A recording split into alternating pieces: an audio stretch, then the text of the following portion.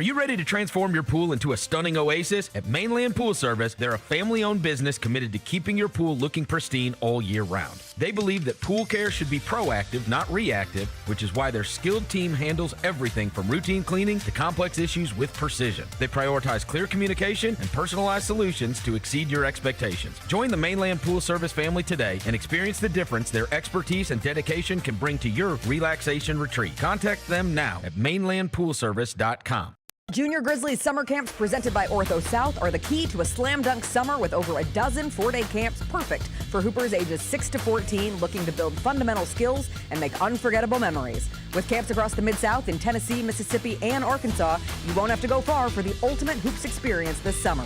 Registration comes with a Junior Grizzlies jersey, lunchbox, and a basketball to take home. Don't wait, space is limited. Visit grizzlies.com/Junior Grizzlies today to secure a spot for a fun-filled summer. That's grizzlies.com/Junior Grizzlies. Tom Brady is making a turn at modeling. I would kill to have been with Giselle when she first saw this clip. Why is he so stiff? Because he's in leather. Have you ever walked in leather pants? No, I can't say that I have. Yeah, it's tough. Is it? It looks easy until you see Tom Brady. Tune in to the Jessica Benson Show with CJ Hurt live every weekday at 8 a.m. on YouTube at Grind City Media and the official Grind City Media app. Stay on top of everything happening in the 901, the Mid-South, and beyond with Grind City Media's e-newsletter, bringing all the news and notes directly to your inbox. Lang's World, always by Lang Whitaker, touches on the biggest stories in the world of sports and pop culture, while Michael Wallace's Grizzlies Insider brings you all the latest coverage and analysis around the Grizzlies and NBA. Don't miss a thing. Stay connected to the conversation and sign up to download the lowdown today at grindcitymedia.com.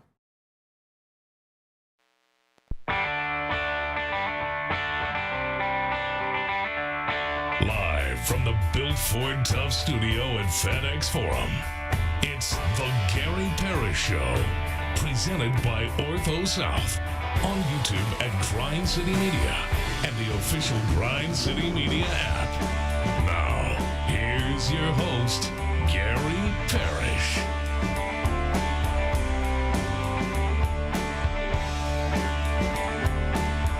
All right, I'm here. My name is Gary Parrish, speaking to you from the Built Ford Tough studio. We are in downtown Memphis. Bennett Doyle is producing the program. Glad he's with me. Glad you're with me. Hope you're getting through the day best you can.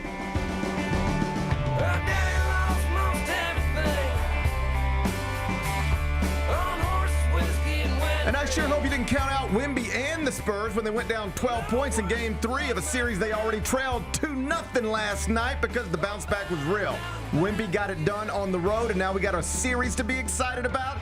We'll talk about it momentarily. First, though, quickly, let me set today's schedule for you. The next segment, about 20 minutes, Evan Hayes is going to join me. He, of course, covers the Grizzlies for a number of entities, among them SI Now. Evan Hayes will pop in studio. I'll talk NBA Finals and NBA Draft with him. He's going to be here in the next segment. Finish talking to Evan, take a break, come back, do 5 more things you need to know, at which point we'll discuss 5 previously undiscussed stories, among them Brett Siegel, an NBA insider for Clutch Points, is reporting that the Grizzlies are trying to package the 16th pick with other assets to secure a second top 10 pick in the 2026 NBA Draft. Could the Grizz really come out of this thing with Cameron Boozer and a high-profile guard like Keaton Wagler, Darius Acuff Jr., Kingston Flemings, Michael Brown Jr., or maybe even Braden Burries?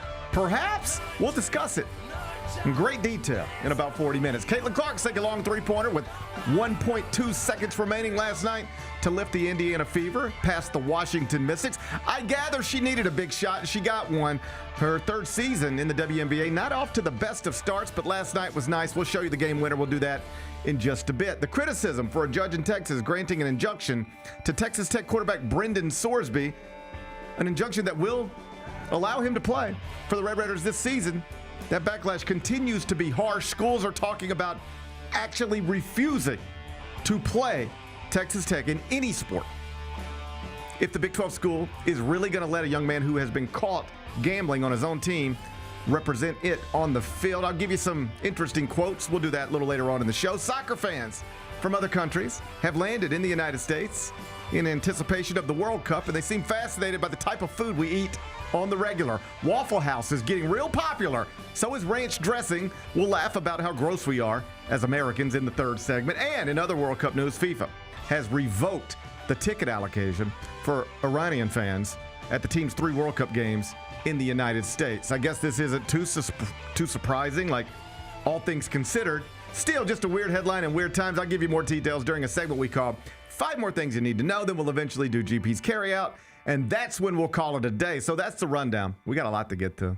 But I did want to start with the 2026 NBA Finals because, buddy, we got a series now. Final score in Game 3 at MSG last night. Spurs 115, Knicks 111. After spending time relaxing and drawing little statues in Gramercy Park, Victor Wembanyama, as expected, he delivered. 7'4", 22-year-old phenom. He took 18 shots. He made 11 of them. He finished with 32 points, 8 rebounds, 6 assists, and 3 blocks in 39 minutes. He was great. So this best-of-7 series that was on the verge of slipping away from San Antonio, it now sits at 2-1. Knicks with Game 4 set for Wednesday night in Midtown Manhattan. Big bet it as always. It is good to see you on a Tuesday morning. You too, man. Yesterday, it felt like we might be done with this series as the Knicks were well on their way to their first NBA championship in 53 years after winning games 1 and 2 in San Antonio. But now, after last night, things seem kind of back up for grabs. Here's my first question for you. Did the Spurs convince you last night that they really can pull out of this 2-0 hole and become the first team in NBA history to win a championship after losing the first 2 games of the finals at home?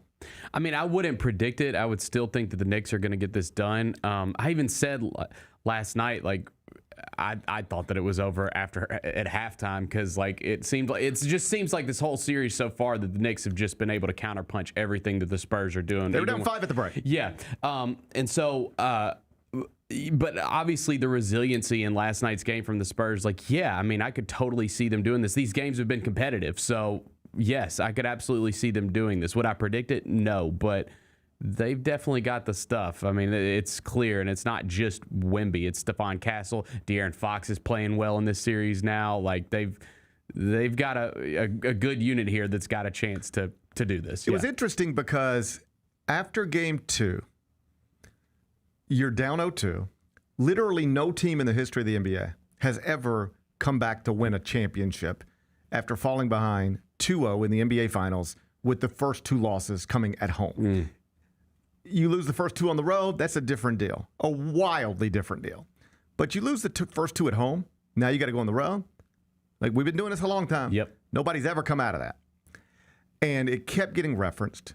Bullet point, bullet point, bullet point. Spurs, you're in trouble. Nobody's ever done this. Where do you think the parade's going to start and stop? In Manhattan. And yet, when you listen to whether it was Wemby, Mitch Johnson, basically anybody out of that locker room, they all said, we're okay. It stinks to be down 0-2. We recognize the history of this situation. We feel like we really let something that was in our grasp slip away, but they still got to beat us 2 more times. And we only have to beat them 4 more times. And they didn't say this explicitly, but you could pick up on it. We think we're better than them. We were up with a minute to play in Game 1, and we were tied with the ball with 15 seconds to play in Game 2. Now, you can say, that's cool, congrats, but it's a 48-minute game, and you gotta be up after 48 minutes. And if not that, take it over. If you gotta finish off. Like, congrats on being up with 1 minute to go, but that ain't no good. Congrats on being tied with the ball with 15 seconds to go, but that just reminds me you choked it away. But they seemed calm. And perhaps that comes straight from the 22-year-old who always seems, not always, but usually seems like together, calm, collected, not bothered by the things that would bother other people. I told you, this probably says more about me than him. But after what happened to him, what he did in Game 2, throw the ball off a teammate's back, make a stupid foul, miss a jumper at the buzzer, like, that's one of the worst 10 seconds, 15 seconds you could have on a big stage. And, like, I think Jess referenced this yesterday. He became the first player in history to turn the ball over,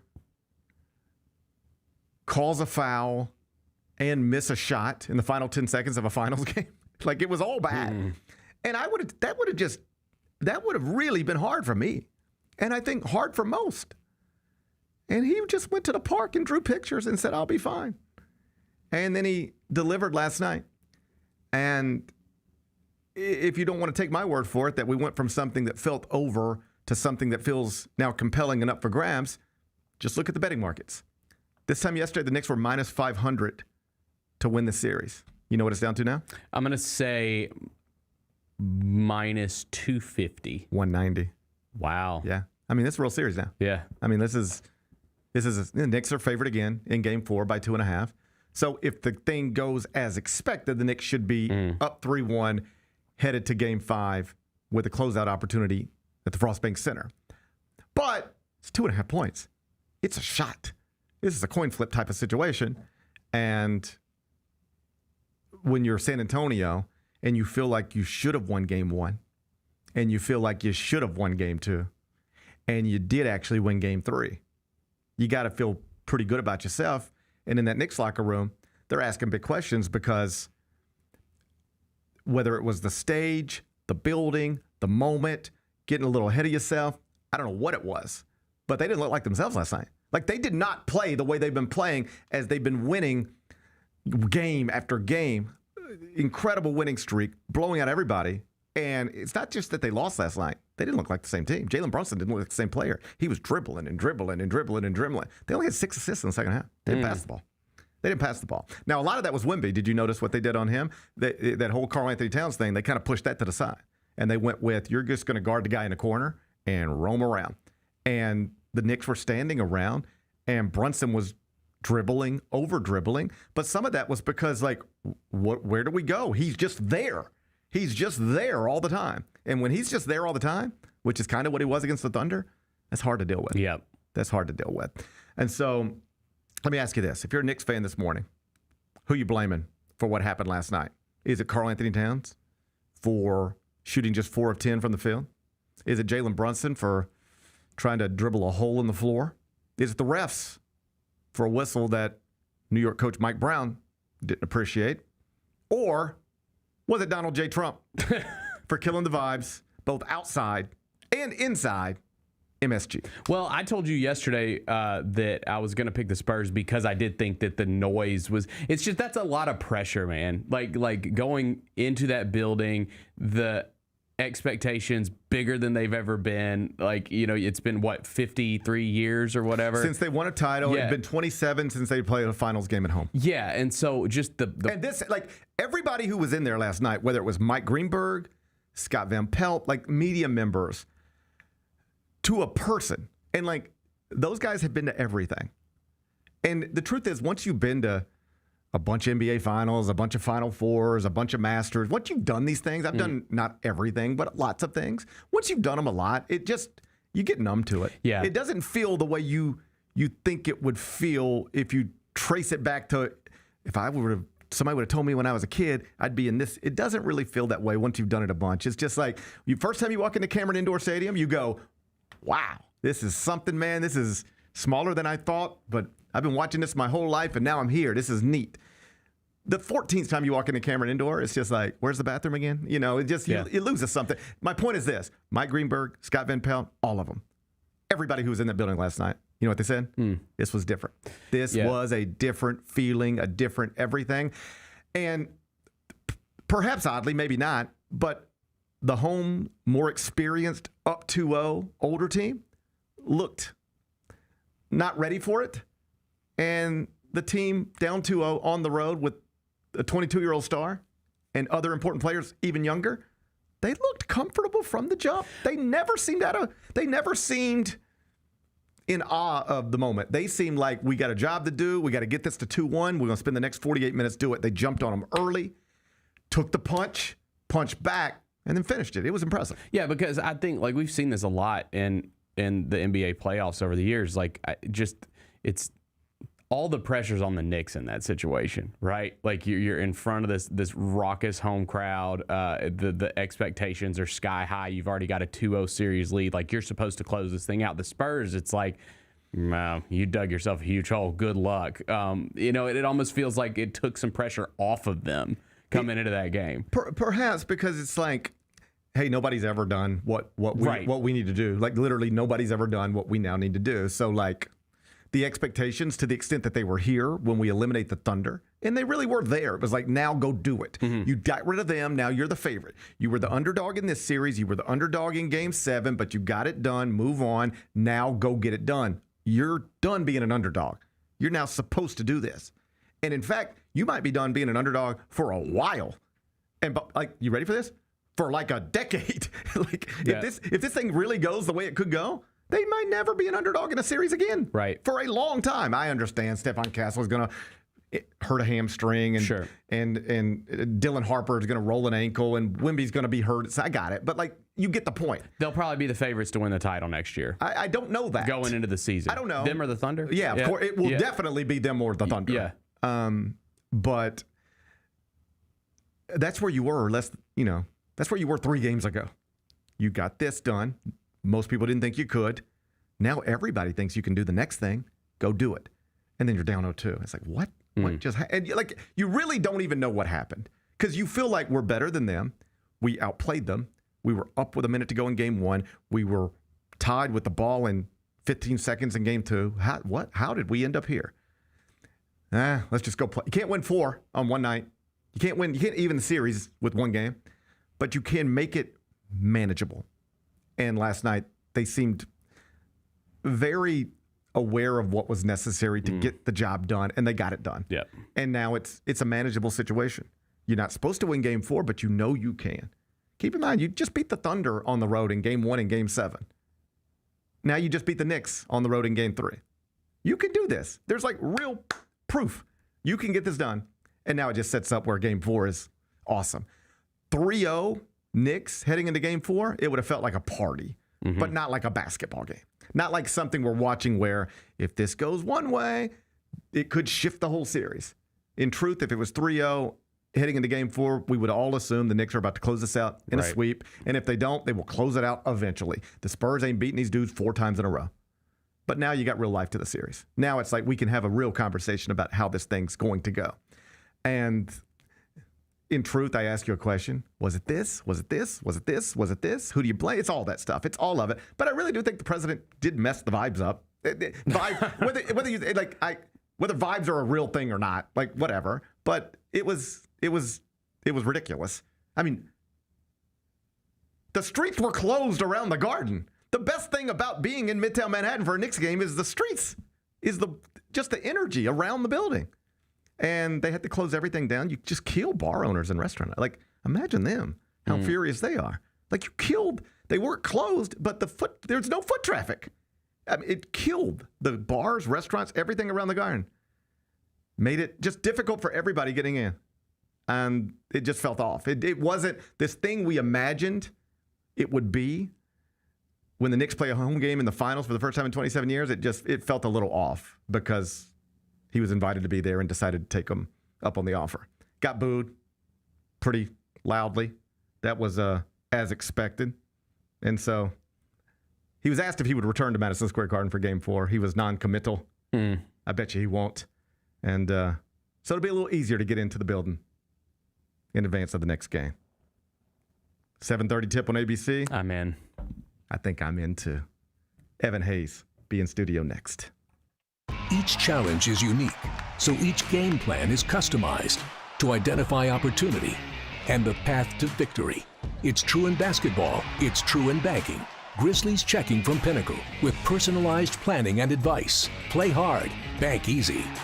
Open a Grizzlies checking account with at least $100 and a recurring direct deposit by May 30th, and you could receive a $200 direct deposit bonus into your account. Details at grizzliesbanking.com. Member FDIC. The heaviest metal credit card of all time. Rumored to be one of only 18 in existence. Plated with the very same tungsten that forged the International Space Station. and wielded at business dinners like a samurai sword. It's a classic corporate power move. But the real power move? Having end-to-end visibility on your most critical shipments. FedEx, the new power move. New Amsterdam Vodka is an official partner of the Memphis Grizzlies. It's the only exceptionally smooth vodka that is 5 times distilled, 3 times filtered, and rated 93 points. New Amsterdam believes wins big and small become legendary when you celebrate them with your crew. So here's to the blue, white, and gold, the Memphis grit and grind, and reliving winning moments big and small with Tennessee's favorite basketball team. New Amsterdam Vodka. Find your wins. Coach Thor, before the season, you were very, very high on Cedric Coward. He's got an enormous potential to grow into, and he's got the ambition to do it.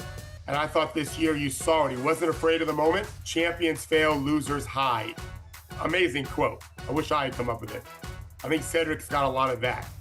He's not afraid to fail. The Chris Vernon Show, live on weekdays at noon on YouTube at Grind City Media and the official Grind City Media app. Grizzlies, take your fandom to the next level by becoming an MVP. How long have you been an MVP? Since day one. Enjoy the great benefits of being a season ticket member. Pre-game MVP moments, including Autograph Alley, exclusive Grizz gear deals, access to member or MVP-only player events, and much more. He's been an MVP for 22 years! Become a Grizzlies MVP today.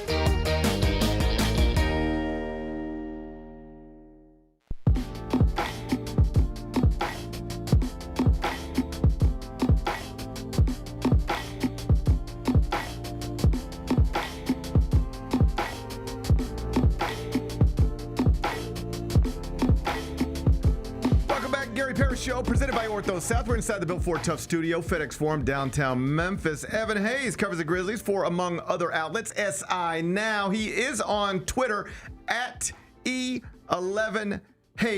Let me make sure I got that right. At E11Hayes, at E11Hayes. Evan Hayes, good to see you again. How you doing today? Doing good, GP. How are you doing? I'm all right. I gather you've been outside kicking it with my little guy. Yes, he's the coolest kid out there. He's the coolest 9-year-old I've talked to all day, so he's doing pretty good out there. He is comfortable talking to adults in a way that I appreciate. Like, I watch him, so I have 3 sons, and they're all very different, and they're all different ages and very different. But, like, he's the one where if I pick him up in the car right, like, this is a very normal thing. You pick one kid up in the car right line and you say, hey, how was your day? And you might get a good. That's it. That's all you're going to get. But if you ask Lou, how was your day? He's going to really tell you about his day, and then he's going to stop and he's going to go, how was your day? Like, he's really trying to talk to you. Yeah, he was telling me outside about his school, about how he cannot stand the 3rd grade because well, we're out of that one now. Because all the projects they have and the papers he had to write. So I was like, it's just part of the process, man. But he's a great conversationalist. I can say that. Okay, good. Well, I made sure to make him aware that you're a recent college graduate. So we're trying to keep him on the right track. You're going to be his inspiration. I appreciate or that. Or among his inspirations. Lot, all right, let's talk NBA Finals. Game 3 was last night. We did not know what to expect other than it would be a scene. It was a scene, whether it was Mike Greenberg this morning, Scott Van Pelt last night, just big media members who are at these types of things all the time. Even they were like Super Bowls, World Series, National Championship games, Final Fours. This felt different. The president is up there. Timothy Chalamet's over here. There's the whole deal. What did you make of, like, just everything, the spectacle of Game 3 of the NBA Finals in Midtown Manhattan? I feel like it matched the billing of what people expected. It was a rowdy crowd. Obviously, like you said, the president was in attendance. You had Spike Lee, all the celebrities all around the front row. So you love to see it. I was kind of disappointed that, I don't want to get too political, but the president was there because I feel like it kind of messed up the energy a tad bit in the building. It did, At least like during the first quarter, the energy didn't seem to, because they took so long for people to actually get in the building. But I feel like around like the second half, when it really got to the apex, I feel like it was a very entertaining game to watch. And obviously, the Spurs won, so obviously they didn't have the energy leaving the building that you would expect it. But you were talking about it yesterday, how it kind of felt like how Coach K's game last one, Cameron Indoor. I kind of had that same feeling because obviously this team and this city has been anticipating this for the past 27 years. So when the energy was at its apex, it was great to see. So hopefully they can continue that for Game 4. I really did and it's not an apples to apples comparison because Duke Carolina at the end of the regular season, it doesn't equate to an NBA Finals game. The stakes aren't that high. In fact, like Duke Carolina, as we now know, they played again that season in the Final Four. But that was K's last game in Cameron Indoor, and the buildup was massive. And to a man, the players afterwards said, we weren't comfortable. We weren't ready. It got to us. And I really do think the president being there sort of just, for all the obvious reasons, it was weird, but it forced people to get there early and just sort of get in the build. Like, you don't get to a fan does not get to a basketball game 2 hours before tip-off. That is not normal. And everything was off. There is nothing normal about last night for any Knicks fan, and I gather that I imagine that seeped into the players as well. And the Spurs seemed to handle it better. Like, I saw Dylan Harper last night, and he was like, it was different. Like, I was just walking through a tunnel, and there was Jay-Z, and that was like, you don't usually see Jay-Z just walking through the tunnel at a basketball game. Like, that was a weird, like a surreal experience. And Scott Van Pelt was like, well, did you say anything to him? He's like, no, I just acted like I didn't see him. I just kept it, And it looked like the Spurs were capable of managing it better than the Knicks were for whatever reason. But they seemed comfortable from the tip, and the Knicks didn't. Yeah, I feel like it started once they got to New York. You saw Wemby just in Central Park reading and playing beautiful. shit. Like, when you see that, what do young people think of Wemby? I see him and I go, that's everything I want my sons to look up to. I hope they're more like Wemby than me, honestly. All right. So I look at him and with great admiration as a basketball player, but also as a human. I just like everything I know about him. And I know kids are attracted to him because, like, my guys are asking me for Wemby jerseys. I saw another little kid run around, the Memphis area with a Wemby jersey on. So where is he with people your age? Do people like him, or is it corny? I feel like he's different. Like you said, most 22-year-olds playing in the biggest game of their life in the biggest city in the country aren't going to be just chilling in Central Park. They're probably going to be drawing. They're drawing. Exactly. Yeah. So and just for clarity, he was in Gramercy Park. My fault. But it's the same point. He's just in a park drawing. He's looking at a statue and draw. Like, if I walked in my house and either my boys are 12 and 9. And if I walked in my house and one of them was just drawing, I'd be like, "Is your iPad broke or something?" Hey, bud, you okay? Yeah. Like, I wouldn't. It would be so jarring. And my middle guy actually does draw, but it's such a. You would never expect to see an NBA player in Gramercy Park drawing statues in the middle of the NBA Finals, and yet when I saw the video of Wemby, I was like, yeah, that tracks. That makes sense. I feel like people my age appreciate the authenticity that he comes from. Like, he seems to be, of course, he's very passionate about the game of basketball. He's very open with his emotions. So I feel like people my age can appreciate that. He's not trying to be too cool or too nonchalant like other stars of this era have a tendency to be. So I feel like I'm a fan of Wemby. I can just say that full blast. Like, I'm a fan of Wemby despite him playing for the San Antonio Spurs. I love the way he plays the game of basketball and the fact that he's so genuine about how he is on his day-to-day basis, like with him reading his books and training with all the monks and things of that nature. You can just appreciate someone that feeds so much into their craft inside and outside the court. So you love to see it. And I really do think it's a great thing for. I know some athletes don't want to be role models, and some don't even pretend that they are. But if you're looking for, like, young people naturally, not all, but some, certainly the ones in my house, they look up to athletes and celebrities and stars, whether they should or not. And take your cues from this guy. I love that he's not trying to be cool. Yeah. Whatever cool means, he's not interested in it. He's trying to be thoughtful and curious and learn and get out of his comfort zone. And he just all of, like, I love that if young people look to him, I'm not trying to make it bigger than what it is, but if young people look to him and take cues from him, like, he reads, I'll read. Like Lou's got a chain on right now. You know why? Because his favorite baseball players wear chains. Yeah. And he's a baseball player, so he wears a chain. Yeah. When he plays basketball, he'll put his shooting sleeve on. I don't know what it does, but he thinks it looks cool because he saw NBA players wear it. Yeah. So if you can wear a shooting sleeve because you see a basketball player doing it, or you can put on a chain because you see a baseball player doing it, can you read a book because you see a basketball player doing it? Can you spend time doing things outside of your comfort zone because you see somebody doing it? I think he's an awesome role model. And so the basketball stuff's easy to see. I just like the whole package. Back to the game. Mike Brown in the postgame was upset about the officiating. It is true the Spurs shot more free throws than the Knicks. when you were watching it in real time, did it ever occur to you the whistle's bad, the whistle's one way, the refs are trying to get this to a 2-1 series as opposed to a 3-0 series? I wouldn't say the whistle was terrible, but I can say the refs, at least on both sides, let a lot of physicality go. And you can see through the trend of basketball in history, the whistle probably goes to the more aggressive team 9 times out of 10. Right. It's the same thing they were talking about in previous years with the Oklahoma City Thunder, how they get away with maybe too many holding and tugs and all that. Like, you look in the post, Cat is holding Wemby on every single play. Yes.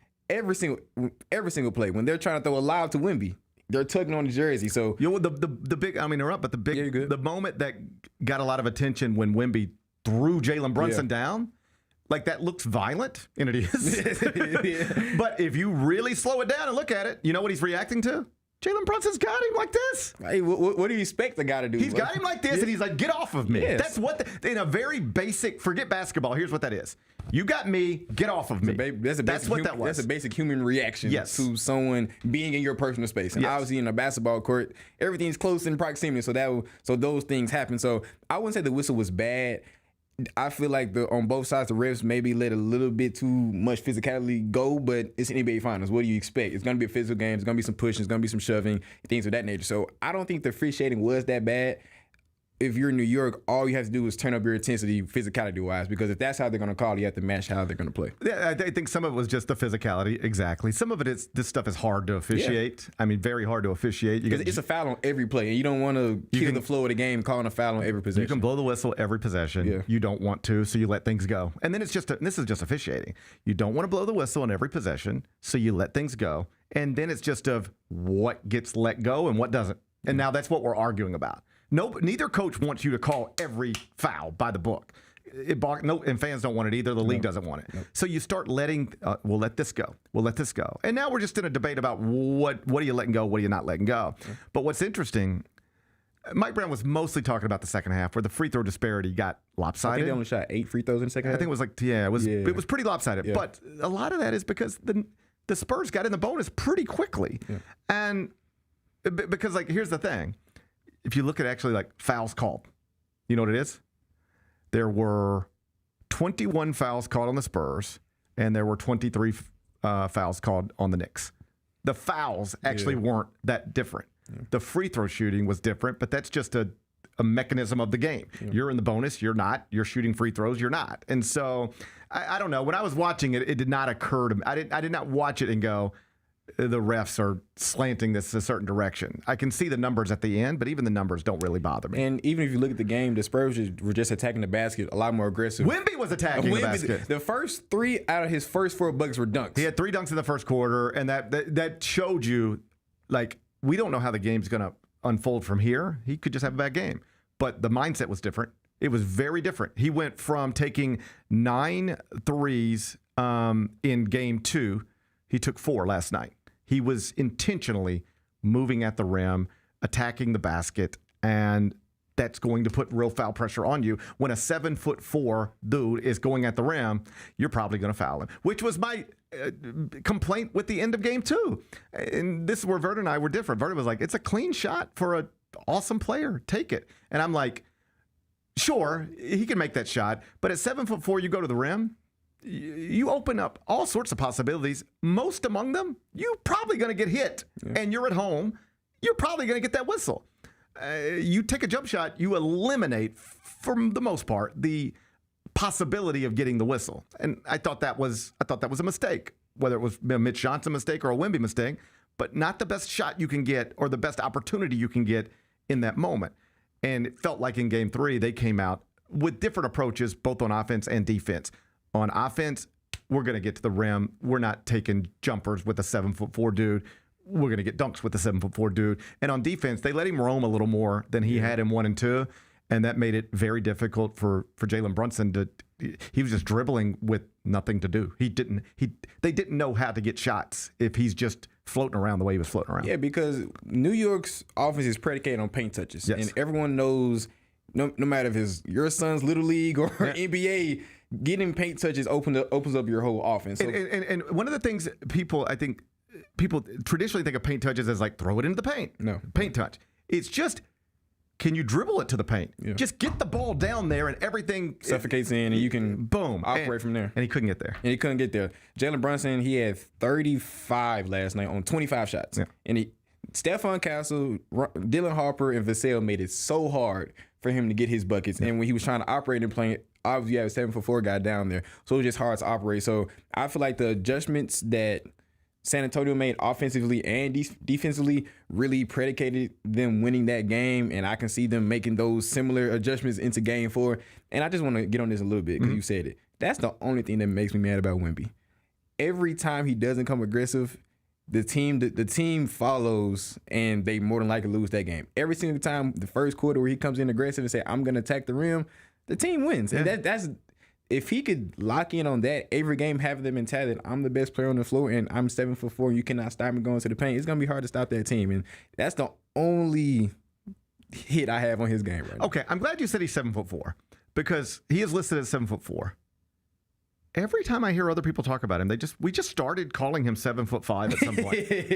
Why did everybody do that? That's hyperbole. That's why TV. It's like I guess it sounds different. I guess it sounds better than I just hear people go 7'5" all the time, and I keep double checking. I'm like, has he ever been listed at 7'5"? And the answer is no. But I gather from people who have what it's like you go to an NBA game and you stand on the court. Like I remember having, you walk in and I don't know why this is the name that pops into my head. Yeah. But I'm just walking on the court before a game one time, and I'm like, Jesus Christ, LaMarcus Aldridge is huge. I just remember he is way bigger than you think. Yeah. And people say if you stand next to Wemby, as crazy as it sounds, he does seem taller than 7'4". But he's listed as 7'4", but everybody just started calling him 7'5". I'm gonna stick with 7'4" till he gives me officially permission to go to 7'5". But for now, he's 7'4".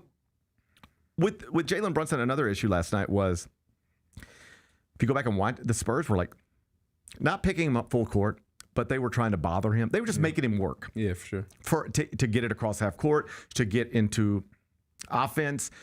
He was begging for screens just to get loose. They had, if you want to boil it down, they had one bigger man after another bothering him every dribble. And that wears you out, and it gets hard, and it gets frustrating. Yeah, it does. We have Stephon Castle, who's 6'4", around there. Man. Harper, 6'4", 6'5". Vassell, 6'6". Brunson, he's so good because he's able to physically dominate other guards that he's lined up against. Yeah, he's 6'1", 6'2", but he's physically imposing. Yes. When you have guys that can laterally slide with you body you up, it's hard for a smaller guard, even though we talked about that last week, that whole smaller guard thing. It's hard for him to operate. So, and they were also blitzing him on every ball screen. They were sending two at him. On every time he gets into the paint, it was 2 to 3 guys in front of him. They were doing everything in their power to not let Jalen Brunson beat them. They were shading him right, making him go a direction. He can go either direction, but he'd rather not go that way, and they were making him go that way. And Brian Windhorst had a breakdown of this, I guess it was last night, but it was pause it, now look. And it's all 5 guys are looking at him. Yeah. I don't care how great you are, if you're getting that much attention, it's really hard. Anthony Edwards talked about it in the regular season where we don't see this kind of stuff, but he was I think he even said, I got in touch with Michael Jordan and be like, what do I do? Yeah. So think about that. Anthony Edwards, as talented he is telling us, I don't know what to do when they're paying this much attention to me. There's bodies everywhere. I don't know where to go. Well, that's what Jalen Brunson was dealing with last night. Yeah, and what makes the Spurs so good, they can all switch. If they have Wemby just roaming, they can switch all 4 guards dang near around him. Down the stretch, they had the lineup, which I feel like they should play more with the Harper, Fox, Vassell. Yeah, Harper, Fox, Vassell, and Castle. Yeah, Castle. Yeah. Having that lineup together, I feel like it's the best lineup. I know you don't start Harper because you want to come off the bench and 6-man and all that, but he's one of their 5 best players. He's one of their 5 best players. Yeah. You have all 5 of those guys on the floor. You have a Wemby who's obviously swatting everything from the inside. That's their best lineup offensively and defensively. So if you throw that out there with all 5 guys harped in on a Jalen Brunson who has to work so hard to get their buckets, that can kind of shoot New York out of a game and shoot New York out of a rhythm. Cat only had 10 shot attempts last night. And a lot of that was predicated on Jalen Brunson was trying to work so hard to get his buckets. When Cat was arguably the MVP of the first 2 games, he was a non-factor in the second half. Right. But a lot of that was due to them paying so much attention on Brunson. I feel like Brunson had the mental shift, I'm the superstar. I need to win us this game. First game at home, NBA Finals game 3. But because San Antonio played so good defensively, it made it hard for Newark to really get into rhythm offensively. You would see some possessions, and like the shot clock gets under 10, and he hasn't passed the ball. He's just still dribbling. He's still dribbling the air at the ball. And when you do that, people start standing around, whether they know it or not. It's just natural basketball stuff. It's like, I'm just standing around, and now the ball's not moving. All the stuff that they were doing on that winning streak just was not there last night. Some of it was they just were off. Some of it was the way San Antonio chose to play it. And it makes for what should be an awesome Game 4. I can't wait for it. Let's talk NBA draft before I get you out of here. It's 2 weeks from tonight. First, the draft used to be 1 day. Now it's 2. 2 days, yeah. I don't love that, but whatever.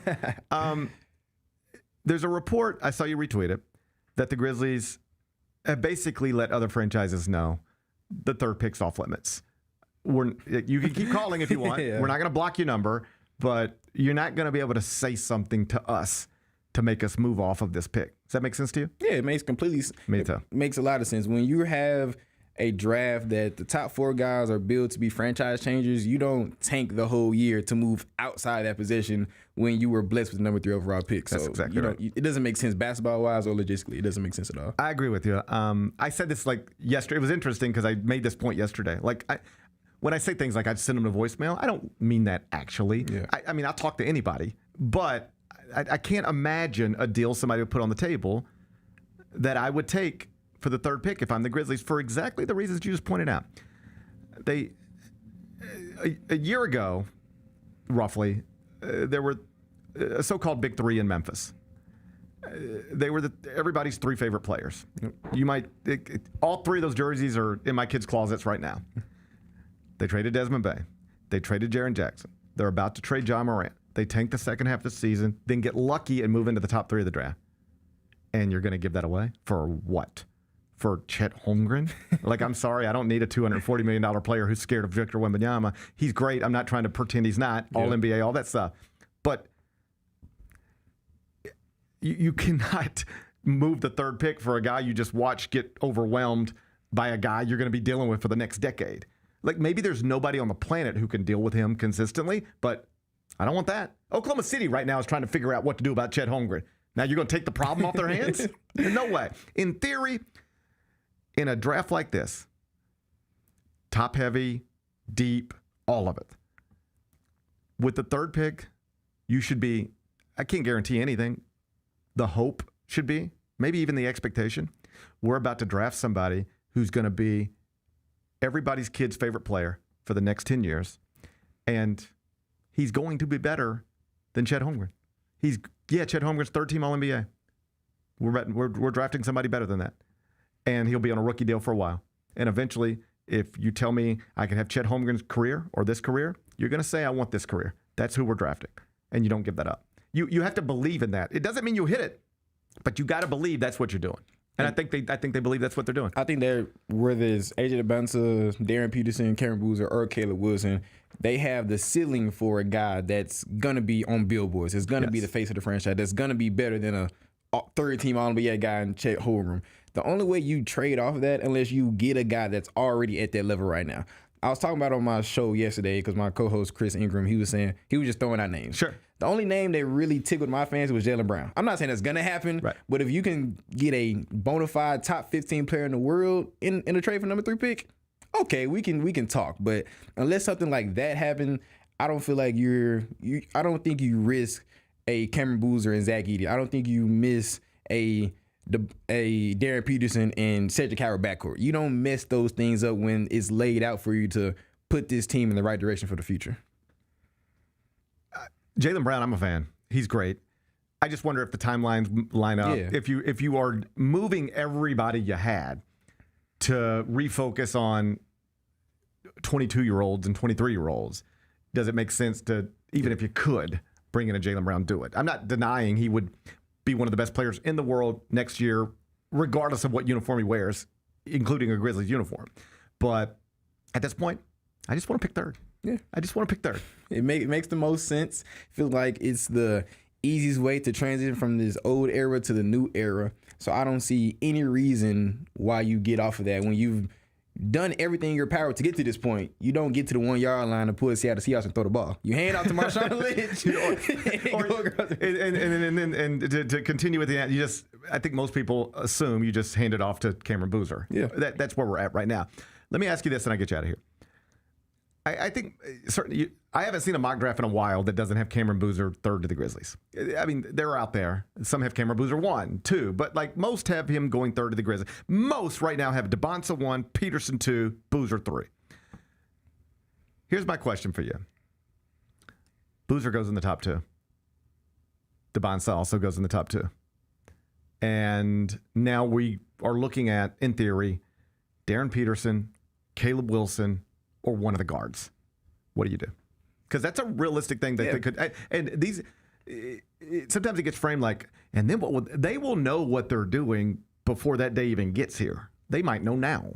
If it goes to Bonsa Peterson, we're doing this. If it goes to Bonsa Boozer, they'll have all the answers. Yeah. But you got to have the answers. What would be your answer? I'm picking Darren Peterson with the 3rd overall pick. I know he had a up and down year at Kansas, and I know there was the alleged creatine incident and him taking stuff out of games and yada, yada, yada. But let's say you get the best version of Darren Peterson. I feel like you can't pass up on a guy that is an elite scorer at all 3 levels, can play the 1 or the 2 guard, and could fit very well if you're going to move out of the Ja Morant era to transition, giving the keys to Darren Peterson. I feel like that works excellently. I feel like Darren Peterson has the thing that he has the thing that is the skill for a number 1 type of guy in the modern NBA, who is elite at creating his own shot and for others. If you have that on the table, you have to take a chance on that when he arguably has the highest ceiling in this draft. So I love Wilson and Acuff and Wagler and all that, but if Peterson's on the board, I'm taking Peterson. To me, that's the scariest one. It's the scariest situation. It's the most uncomfortable situation because I don't know what to do. I would not know what to do. From a talent perspective, he is the best. I think he's the best talent in the draft. I don't know. Wipe everything in my head and then just say, you're starting with a blank canvas here. I need you to watch prospects. I don't need you to know anything about them. I'm just going to show you film. Watch. Here's Cameron Boozer. Here's A.J. DeBonsa. Here's Darren Peterson. Here's Caleb Wilson. Here's Keaton Wagler. Here's Darius Acuff. You don't know nothing about him. Watch the film. Then you tell me who's the best. I would tell you Darren Peterson. He's the best talent, I think. But, man, the other stuff worries me. He may be the biggest high-risk, high-reward pick in the draft, at least in that top 3 for sure. Top 3, top 4. He's the biggest risk because you just don't know what's going on here. And I don't even say this to be, like, I'm not trying to pile on or be mean or whatever, but I think, like, what's going on? I know what's going on here. That's great. I don't know what's going on right here. And I don't mean in a bad way. I just mean that he didn't play in games that I would have played in. He didn't play in games that his coaches don't understand. That's the truth. Everybody gets caught up on the creatine and the cramping. To me, it's the Arizona game is the one that's problematic for me. It's Big Monday, Allen Fieldhouse, ESPN. Arizona's ranked number 1 in the country, undefeated. They got 2 possible lottery picks on the roster. And you just tapped out of the game with flu-like symptoms. It wasn't cramping. It wasn't creatine. I'm not telling you he didn't have the flu. I'm not telling you he didn't feel well. I'm telling you that most players would try to play in that game. I would too. Now, I don't know if he didn't play because he was really too sick to play. Or was it, man, you don't feel good. You don't look good. You haven't practiced fully in a couple of days. And now you're about to go out there and get eat up by Braden Burries. That ain't good for your draft stock, yeah. You need to sit this one out. I don't know what happened. But I know his coaches were surprised he didn't play and disappointed he didn't play. And that would disappoint me too, because I have talked to people in the NBA and I literally asked them this question. If he will take himself out of games for reasons that are unclear to even his own coaches, not to mention the rest of the world, when does that stop? Is that a thing you just, that was a thing in college, but not a thing in the NBA? And they were like, we don't know. We don't know. Because I had one NBA person tell me, I've seen players pull themselves out of regular season games all the time for reasons that don't make any sense. They get a call from somebody, and then the agent says, yeah, you're out tonight. We're working. And it's just like, it's a red flag. It is a red flag. It's a red flag. I feel like the part you're missing, though, not saying anything you said was wrong, is you would hope if we bring a Darren Peterson to Memphis, I would hope Zach Kleiman and the front office holds him accountable and learn from the mistakes that they didn't do with Ja Morant. I can tell you fairly safely, the people who run this thing, they recognize some mistakes they might have made along the way. And I feel like whoever is the third pick will not be handled the same way the previous number 2 pick was handled. Yeah, and being that you just told me that and things that I've heard, I'm more confident bringing in Peterson, because if you're going to come with a different mentality that we're not going to allow guys to operate a certain way and let's say the players run us on when it comes to just playing and not playing and things of that nature, you take a risk on that high of a talent, because he, like you said, possibly the best talent in his draft, could take you to heights that the previous area couldn't because of the things that happened off the court and things of that nature. So if they come with a different mentality and say you are going to play, if you are healthy, you're going to play, I feel like we don't have as much things to worry about.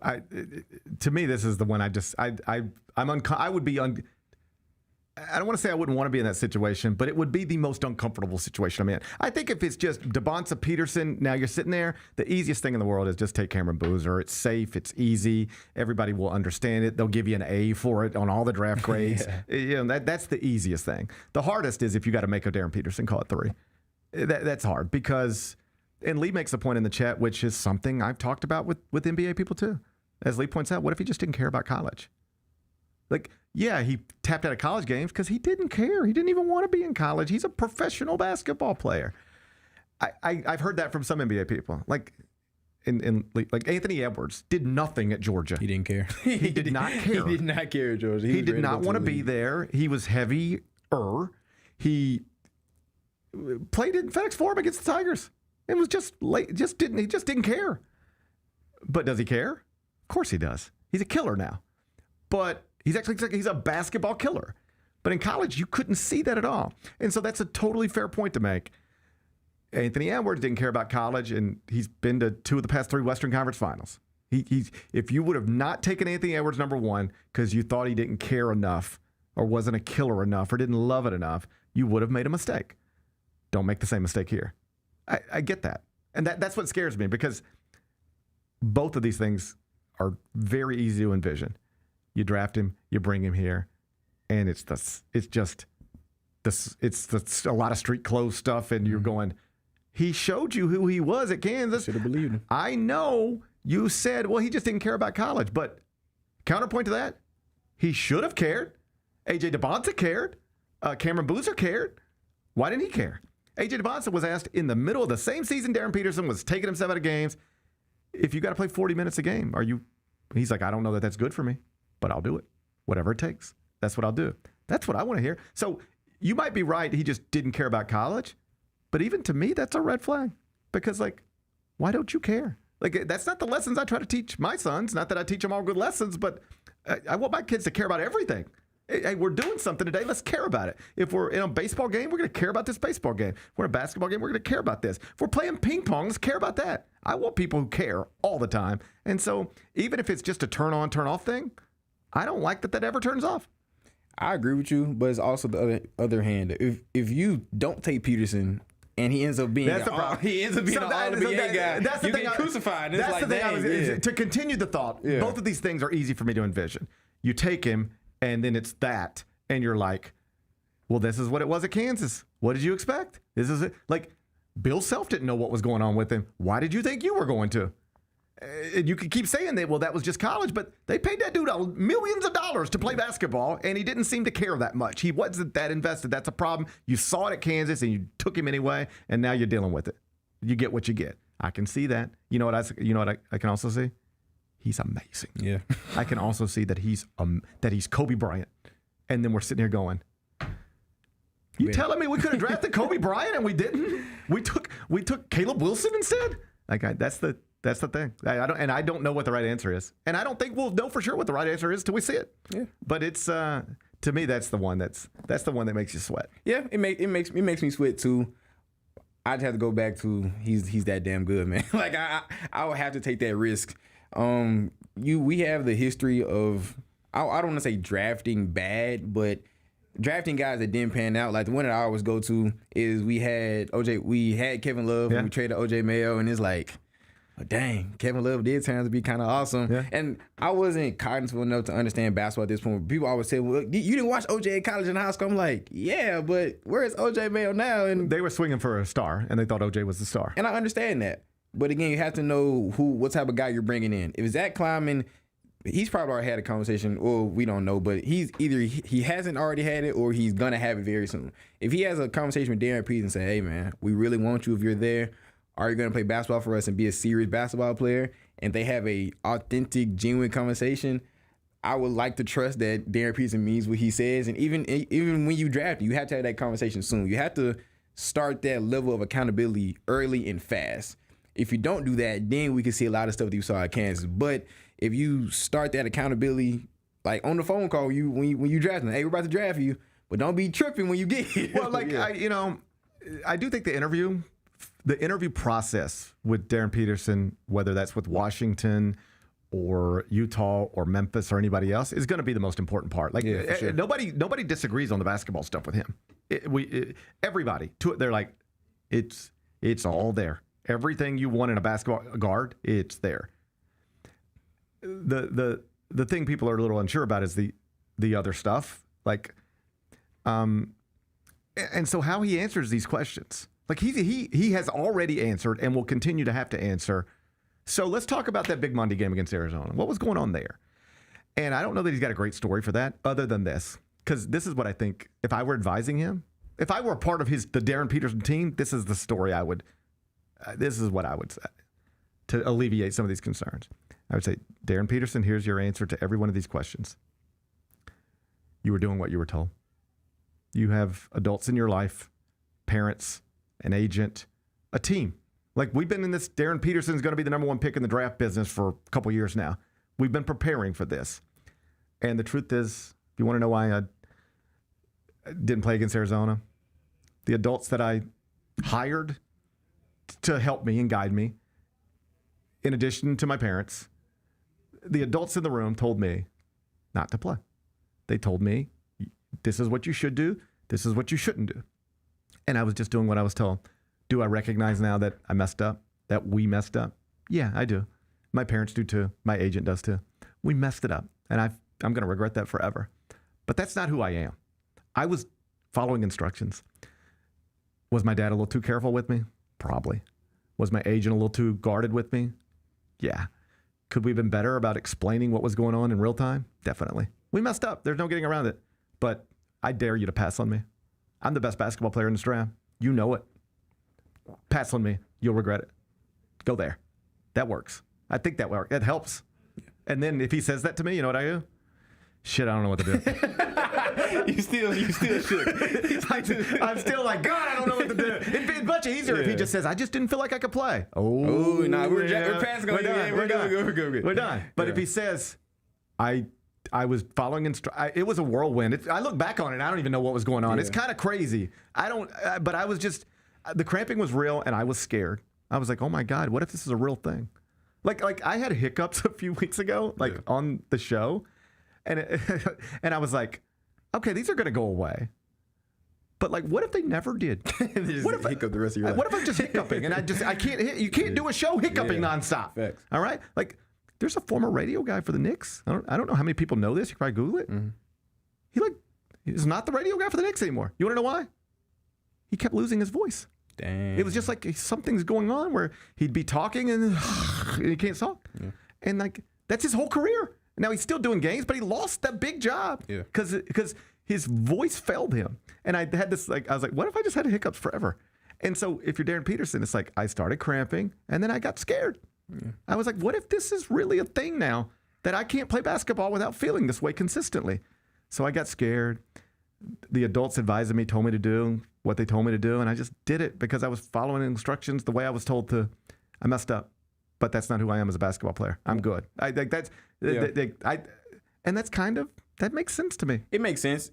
The other thing that scares me, and to your point as well, is his competitive nature, because you brought up the Arizona game. I'm thinking about the BYU game when they were in Allen Fieldhouse and he just didn't play the second half of the game. Yeah. Kansas still won that game, so it didn't be as bad. But Angela Bouncer was playing his tail off. And you would think you want your top 3 pick or your next franchise guy to take that matchup personally. Like AJ the Bouncer said, he was taking it. You remember going into that matchup. So it's the not one to play, and does that guy have that competitive fire to take that whatever matchup? If LeBron James comes to town, or Luka Doncic, or Jamal Murray, or any of these Anthony Edwards, any of these opposing guards and wings, are you gonna take that personally and play your best basketball, or are you gonna shield and go into a little balls? That's the other thing that scares me a little bit, because the Arizona game, for good reason, points out to people. For me, it's that BYU game that sticks out the most in my head. I was at Big 12 spring meetings a couple weeks ago, and you're just at a reception, you got a drink, you're talking to a basketball coach over here. Yeah. And like I was talking, I won't say who, but I was talking to, and I won't narrow it down here too much because he tapped out of lots of games. But I was talking to one coach, and I was like, so what do you think of Peterson? You played him, right? He's like, for a half. He's like, he was amazing for a half. Then we came back out, he was done. Yeah. He's like, we didn't know what was going on. It was like, he was there and then he wasn't. He was there and then wasn't. So I don't know. I don't know how it shakes out, but that'll be the most interesting of all the possibilities. To me, that's the one that's the most complicated. If you're the Grizzlies, can I make a crazy prediction on this show right now? I feel like if we draft Peterson, I feel like our ceiling as a team is higher if we draft Boozer. I personally believe that. Like, I love Boozer. I actually don't even think that's a crazy thing. I think if you keep it as simple as this. The Grizzlies franchise ceiling going forward is higher with Darren Peterson than Cameron Boozer. Yeah. If Darren Peterson becomes everything he's supposed to be. I agree with that. I think even most people who would tell you take Boozer over Peterson would tell you, but Peterson has the higher ceiling. It's just that Boozer has the higher floor.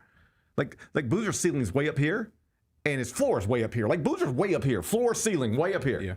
And Peterson's ceiling's probably higher, but the floor is way lower because he could just be like a guy who doesn't love to play basketball and compete. And that stuff matters to me. Caleb Wilson shows up to a game against Darren Peterson, and he has made Darren Peterson his screensaver. Yeah. Walking around all day long looking at this guy like, I'm about to bust your ass tonight. Yeah.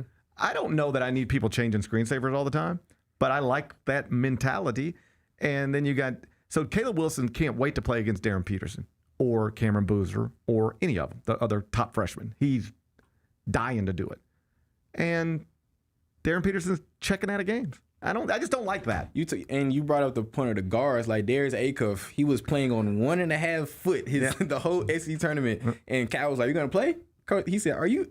I can't say the word. Yeah. Are you crazy? Like, of course I'm playing. Of course I'm playing. Walking in the boot all the way through practice and the whole week, but then on Saturday when he has to go for 40 against Alabama against LeBaron Fallon, another top guard, he did what he did. So I feel like the optics matter, and of course Darren Peterson hasn't done the best to prove the best optics for himself.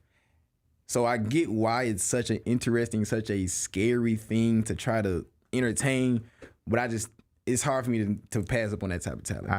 Hey, we'll find out in 2 weeks. We'll find out. We'll find out in 2 weeks. That's Evan Hayes. Make sure you're following him at E11Hayes on Twitter. That's at E11Hayes, and the website efhayesmedia.com. You can find all his work there, efhayesmedia.com.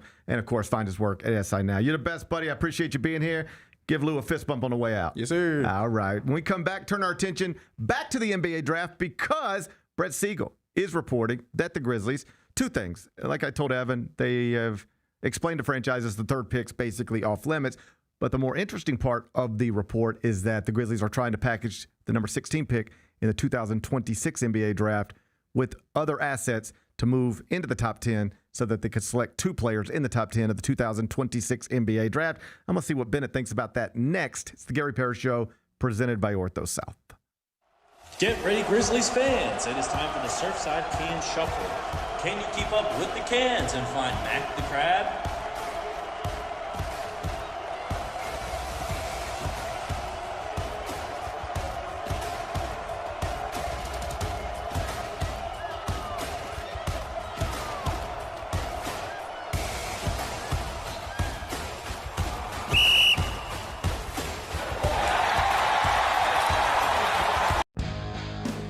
Grizzlies fans know it's the team that gives you the edge.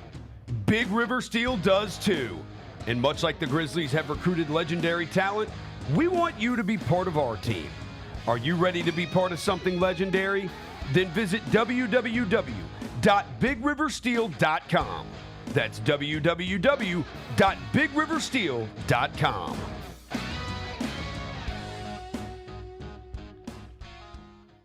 Kroger, shoppers, and Grizz fans. One exclusive last-minute discounted ticket deals texted straight to you. Sign up with the new Kroger Buzzer Beater deal. Fans can sign up by texting Grizz to 636-479 or visit your local Kroger store in the Delta Division and scan the QR code. By signing up, you agree to receive recurring automated promotional and personalized marketing text messages from the Memphis Grizzlies. Consent is not a condition of any purchase. Message frequency varies. Message and data rates may apply. Cedric Howard was named to the NBA's all-rookie first team. I am ecstatic that Cedric Howard's rookie season gets rewarded with first-teamer status. I remember so quickly understanding, like, oh yeah, Cedric Howard needs to start for this team. And oh yes, Cedric Howard has the potential to be something really, really special. Tune in to the Jessica Benson Show with CJ Hurt, live every weekday at 8 a.m. on YouTube at Grind City Media and the official Grind City Media app. Junior Grizzlies summer camps presented by Ortho South are the key to a slam dunk summer with over a dozen 4-day camps perfect for hoopers ages 6 to 14 looking to build fundamental skills and make unforgettable memories. With camps across the Mid-South in Tennessee, Mississippi, and Arkansas, you won't have to go far for the ultimate hoops experience this summer. Registration comes with a Junior Grizzlies jersey, lunchbox, and a basketball to take home. Don't wait, space is limited. Visit Grizzlies.com/Junior Grizzlies today to secure a spot for a fun-filled summer. That's Grizzlies.com/Junior Grizzlies.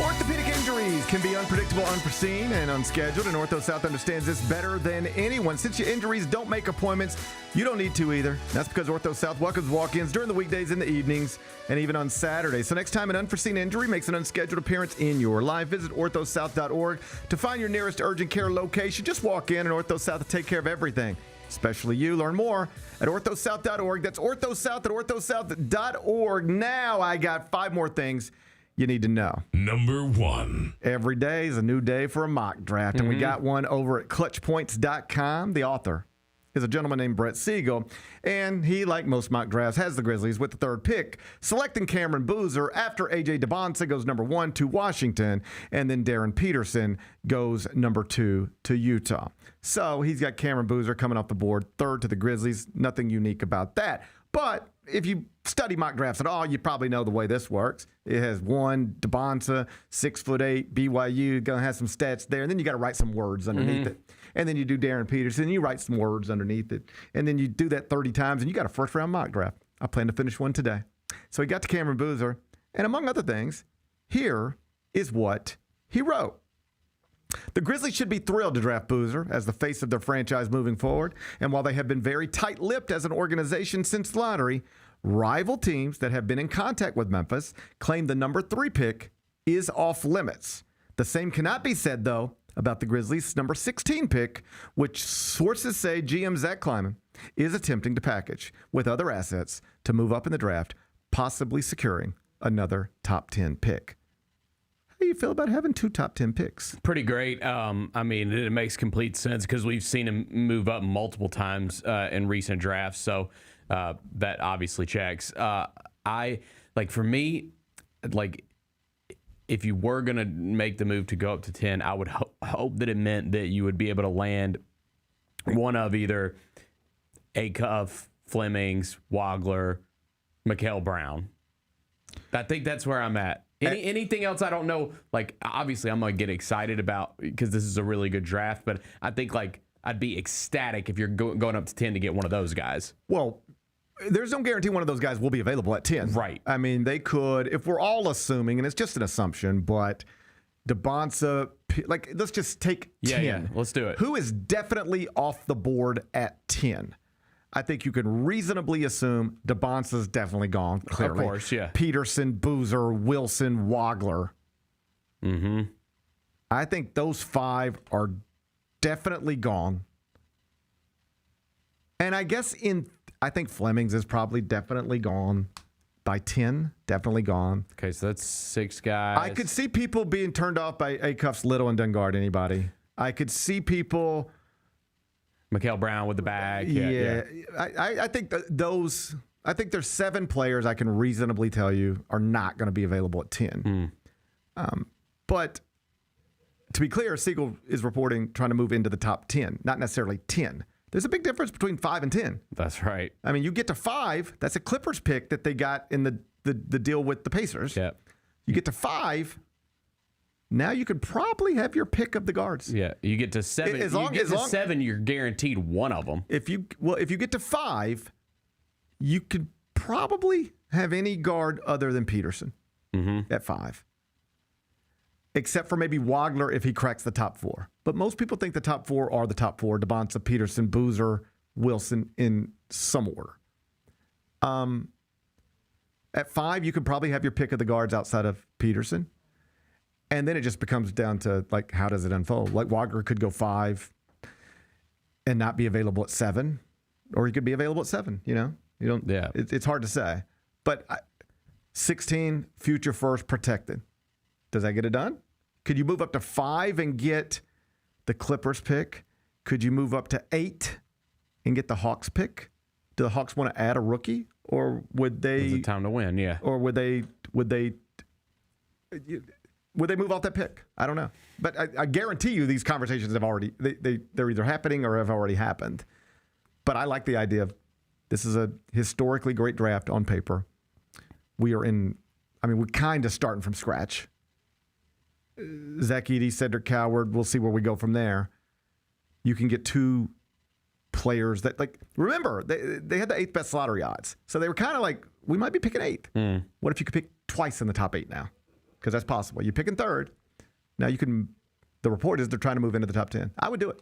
If I would give up a future first protected to sweeten the pot to move up from 16 into the top 8. Let's call it top 8. And then I'd feel like I'm going to come out of this. After night 1 of the draft, we're going to wake up on Wednesday morning, and I've got, in theory, Cameron Boozer and my future lead guard. I've got them both now. And now we're starting to, we know what it's going to look like. We know what the graphics is going to look like going forward. I've got my future lead guard, and I've got Cameron Boozer. Let's go. I like that. I do too, man. Let's do it. Let's move it to the top 10. Be awesome, yeah. I'm done thinking about 16. I'm assuming now we're not picking 16.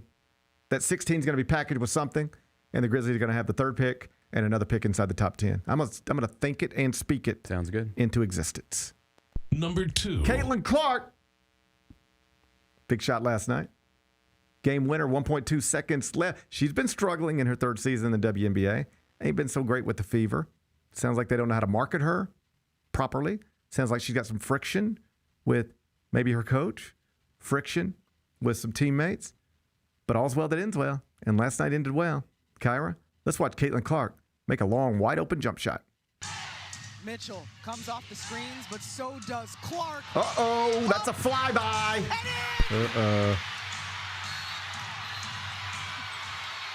I like the, what was that? What was that, Bennett? I like that. What was that? It's cool. What was it, cool though? Is what that was. Oh, that was cool. Hey, so are we back now? Caitlin Clark, king of the WNBA again? Yeah, I mean, I think so. I think we're feeling pretty good. She has not had a great year this year. No, she hasn't. Shooting percentage, points down. Shooting percentages down. She's like around 30% from 3. I thought she's supposed to be the best shooter that's ever lived. She's 30% from 3. We got plenty of season left. Plenty of season left. Yeah. Plenty of season left. Let's kickstart something. Kickstart overshadowed by Game 3 of the NBA Finals. Sure. God dang. I didn't mean to choke you up. Sorry. Didn't mean to choke you up. Overshadowed by Game 3 of the NBA Finals. Sure. But Caitlin Clark was the star of the WNBA last night. Congrats on making a wide open jumper. And if you're ever guarding Caitlin Clark, I appreciate the intensity of the closeout, but you can't run by her. Yeah. Because you know what happens when you run by her like that? It's just a one bounce, pull up, let's go. Game over. Congrats to the Fever. Number 3. So the Brendan Sorsby story continues to have life. Did you see the pushback from this yesterday? No. I wasn't expecting it to be this exactly. So we talked about it yesterday. I think it's, what did we miss? Yesterday morning, a judge in Lubbock, Texas, granted him an injunction to play at Texas Tech this season, even though he has been found to have gambled on his own football team a lot of times. And so I assumed there would be some pushback to it because, like, as I explained later on, on the Eye on College Basketball podcast because we address this on there because it's a college sports story, not just a college football story. Like when the NCAA gets slapped around in court, that's usually a good day for me. Like I like that day. And usually when they get slapped around in court, it's because they have implemented rules that are illegal. They don't hold up legally in court. So they say these are the rules, and you say, how'd you come up with those rules? Did you negotiate them with anybody? Did you make sure they're legal? And they just say, shut up. These are our rules. That's what they did for decades. And then people say, well, I don't think these rules are legal. I'm going to hire an attorney, and I'm going to take you to court. And they would almost always win because the rules were illegal. So I'm usually like, NCAA lost in court. Ha, ha, ha. But yesterday felt different because they didn't lose in court for legal reasons. This wasn't, you have a rule you're trying to impose. It's not legal. We won't allow that. This was just a judge granting an injunction, basically saying, I have been asked if I believe Brendan Sorsby not playing at Texas Tech would do irreparable harm to him. It clearly would. It'd cost him millions of dollars. Sure, injunction granted. Kept it that simple. But what makes it different than a normal court case is that usually the judge is ruling on the legality of the rule that's in place. That's not what was happening here because nobody even argues about the rule. Think about this for a second. Collectively, as a society, we decided a long time ago that if you gamble on the sport in which you play, on your team or not, you're done. If we catch you, you're done. That's been the deterrent forever. You do that, you're done. Not allowed. Pete Rose, amazing hitter, good manager. You're done. We might debate if we'll let you in the Hall of Fame someday. Yeah. That's a debate. But playing, managing, coaching, you get caught doing what Brendan Sorsby got caught doing, you're done. This has been established forever. Major League Baseball, the NFL, NBA, NHL, MLS, WNBA, you name it. This is not even something we debated. We debate stuff all the time. Should there be a salary cap in baseball? That is something people debate all the time.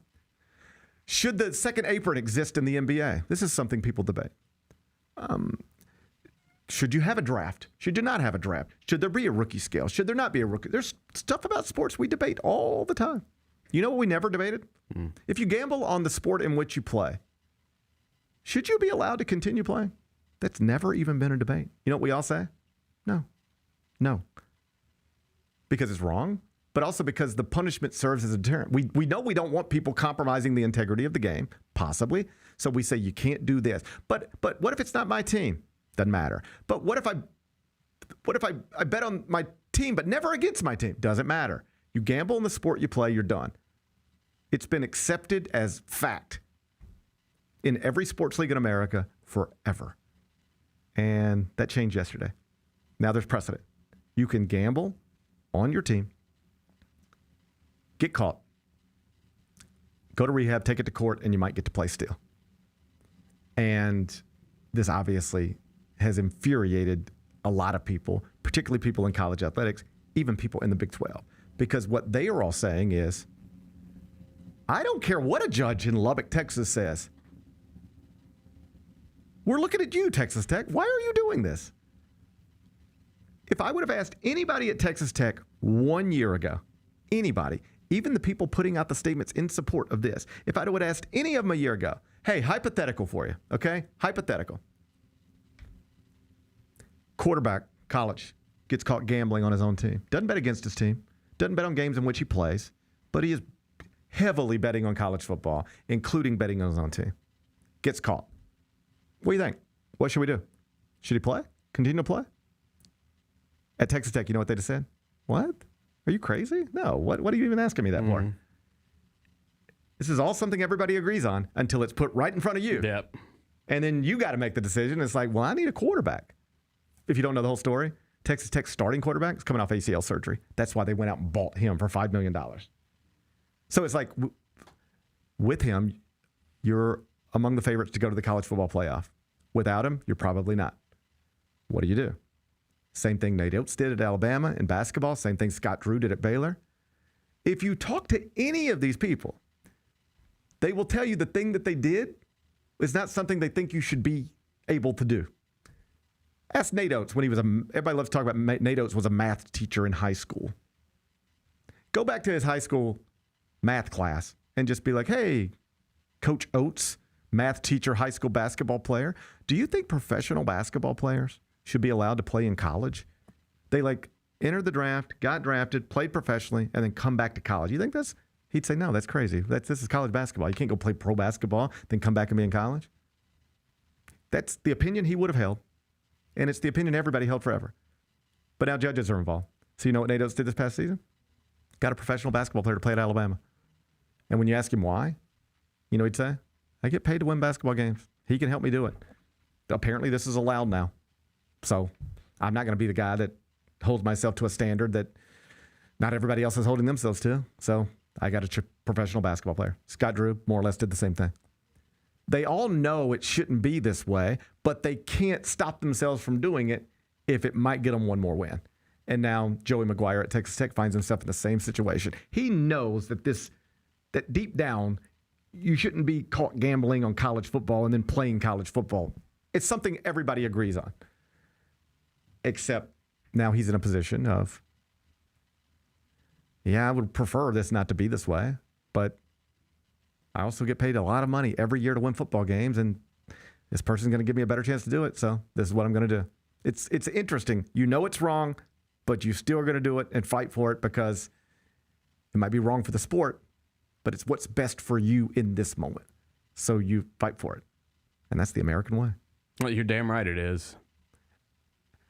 On one hand, I was empathetic towards the young man because gambling addiction is a real thing, and it's clear to me he just got caught up in something. And it's also clear to everybody, just so we're all working on the same set of facts, there's no evidence he ever bet against his team or in a game in which he played. So in many ways, he was betting college football the same way I might bet Major League Baseball. Mm-hmm. I never bet against the Mets, never. Just because I don't want to have money against my team. And so if I'm going to bet on the Mets, I'll bet on the Mets and watch it and just enjoy it. I'm going to watch the game anyway. I'll have some action on it. It's clear to me that's what he was doing, more than compromising the integrity of a game. He wasn't even in a game. But this is where people will get into a very obvious slippery slope argument. Okay, it's cool that he wasn't betting against his own team. I guess that's better than better than otherwise. But the reason we don't want any gambling at all among college athletes is that you can have the best intentions and then just find yourself in a mess. I would never bet against my own team. Are you crazy? Okay, sure. That's what you think. But now you're down $44,000. Mm-hmm. All right? And now you know your backup running back isn't playing. Or you know your starting running back isn't playing this weekend, but nobody else knows that. Will you bet against your team now? You're down $44,000. You can just end up in a situation where you're doing things you thought you'd never do because now you're underwater. And and so yesterday, messed all that up because the biggest deterrent you could always tell college athletes to keep them from gambling while all their buddies are on their phones is if you get caught, you're done. This is all over. This is all over. If you get caught, you never step foot on a college football field again, college basketball court again. And you could scare some people straight. There are people, I guarantee you there are people who would like to gamble, have gambled, but don't because they're a college athlete and they've been scared, told 50,000 times if you get caught, it's over. Well, now you can't say that message anymore. There is no coach in America who can walk into the locker room and tell their team players, if you get caught gambling on sports, it's over for you. That's a message that was a good message up until yesterday, but it's not a true message anymore. So you know what's going to happen, right? Once you take the deterrent off the table, well, then it'll open you up to more of these. More college athletes will gamble next year than gambled in the previous year. I don't know that I'll be able to support that with facts. Just trust me, it's going to be true, and you want to know why? Because that scare factor is still there to some extent, but not like it was. We now have proof, positive evidence. You can gamble on sports in college, bet on your own team even, get caught, and still play college football. That's what's about to happen, and that's not a great thing for college sports. Number 4. World Cup fans are arriving in America from all over the world, and they're fascinated by the way we eat food. You seen these stories? I have. I've been following along pretty closely. I saw. It's brought a smile to my face. European family went to Waffle House. Yeah, I believe we've got some of this stuff. European family went to Waffle House. They love Waffle House. They plan to come back. Apparently, ranch. What is that? The closest to me on that plate. I'd have to call it up on my. Is that like some hash browns with some steak on it? It certainly. Let me take a look. That's going to be hash browns. That's going to be. What is on Kyra that? says it's a breakfast bowl. I didn't realize we were doing breakfast bowls at Waffle House. Yeah, that wasn't even an option. Kyra's right. That is a breakfast bowl. Okay. I like a good breakfast bowl. How you feel about a breakfast bowl? I love a breakfast bowl. Not so much from Waffle House, though. I want my pecan waffle and my hash browns and like some bacon and some coffee. You want some free advertising? And some eggs. About to give some free advertising. Let me tell you who has great breakfast bowls. Sunrise. Downtown. I've never had it. They make a great, like a chorizo bowl. I've never had Sunrise. I actually enjoy the downtown location. I go there once every 2 weeks or so. I just go there. You know what I like about it? It's spaced out. It's like a big space. You're not all crammed up in. Like, sometimes you go to a coffee shop, you're just all on top of each other. Yeah. The tables are spaced out. You stand in line. You order your little bowl. They give you a little number. You sit down, start working. I do this all the time. I go in there, have breakfast, finish prepping the show, get a nice chorizo bowl. I like a good burrito. I like a good bowl. I got no problem with a bowl. I like a good bowl. It's not a Waffle House. Ranch dressing. This lady said she loves ranch dressing. Did they not do ranch dressing in Europe to the extent that we do it? So I don't think so. When I was there, I didn't remember coming across any ranch. Like when you go to like a McDonald's in the UK, they have brown sauce in the little cups. I don't really know what it is, but that stuff's great. Dip your fries in it, it's good.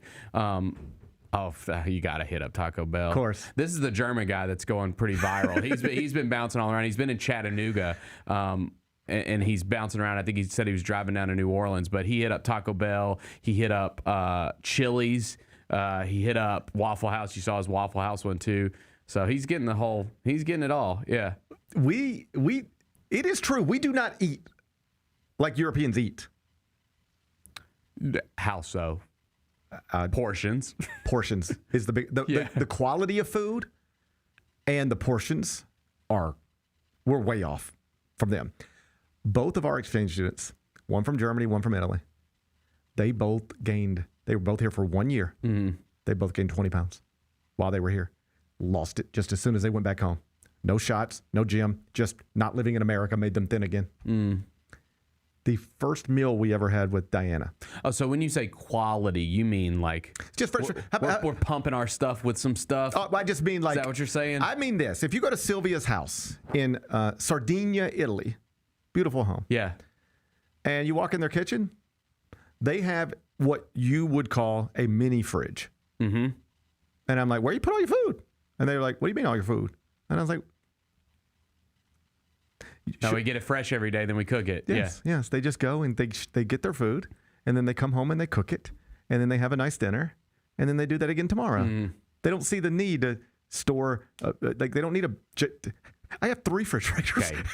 I think I have 4 refrigerators. Also, that's Sardinia. That's probably like one of the best places to eat in the world. So I noticed one night in Italy, we were with Sylvia and her family, and like we're eating pizza outside overlooking the water. It's like the most Italian thing you could think of, right? It's red wine and pizza. And everybody's just drinking red wine and pizza. And I looked around, and it was great. And I look around and bread, and and I look around, and you know what I noticed? No fat people. Where are the fat people? And it was like, well, they're the quality of this pizza, the quality's better. You're eating real food as opposed to processed everything. And also, it's just, I don't know, they're just moving around and stuff. It's like you have dinner and then you walk around for an hour just to walk. I don't know. It's just a different thing. So, first meal with Diana. We pick her up and we're like, hey, let's get some lunch. You want to get some lunch? You hungry? She's like, sure, I'm hungry. I'm not exaggerating. I'm not making this up. This is word for word what happened. We sat down and she looks at the menu and she's like, I guess I'll take a cheeseburger and fries and a drink. Very normal thing. They brought her the plate, and it looks like every Huey's plate you've ever seen. It's very normal to you, very normal to me. It's the type of plate I like. And she went, is this all for me? It's like, yeah, that's all for you. Why did they give me this much food? I don't know. This is what they do.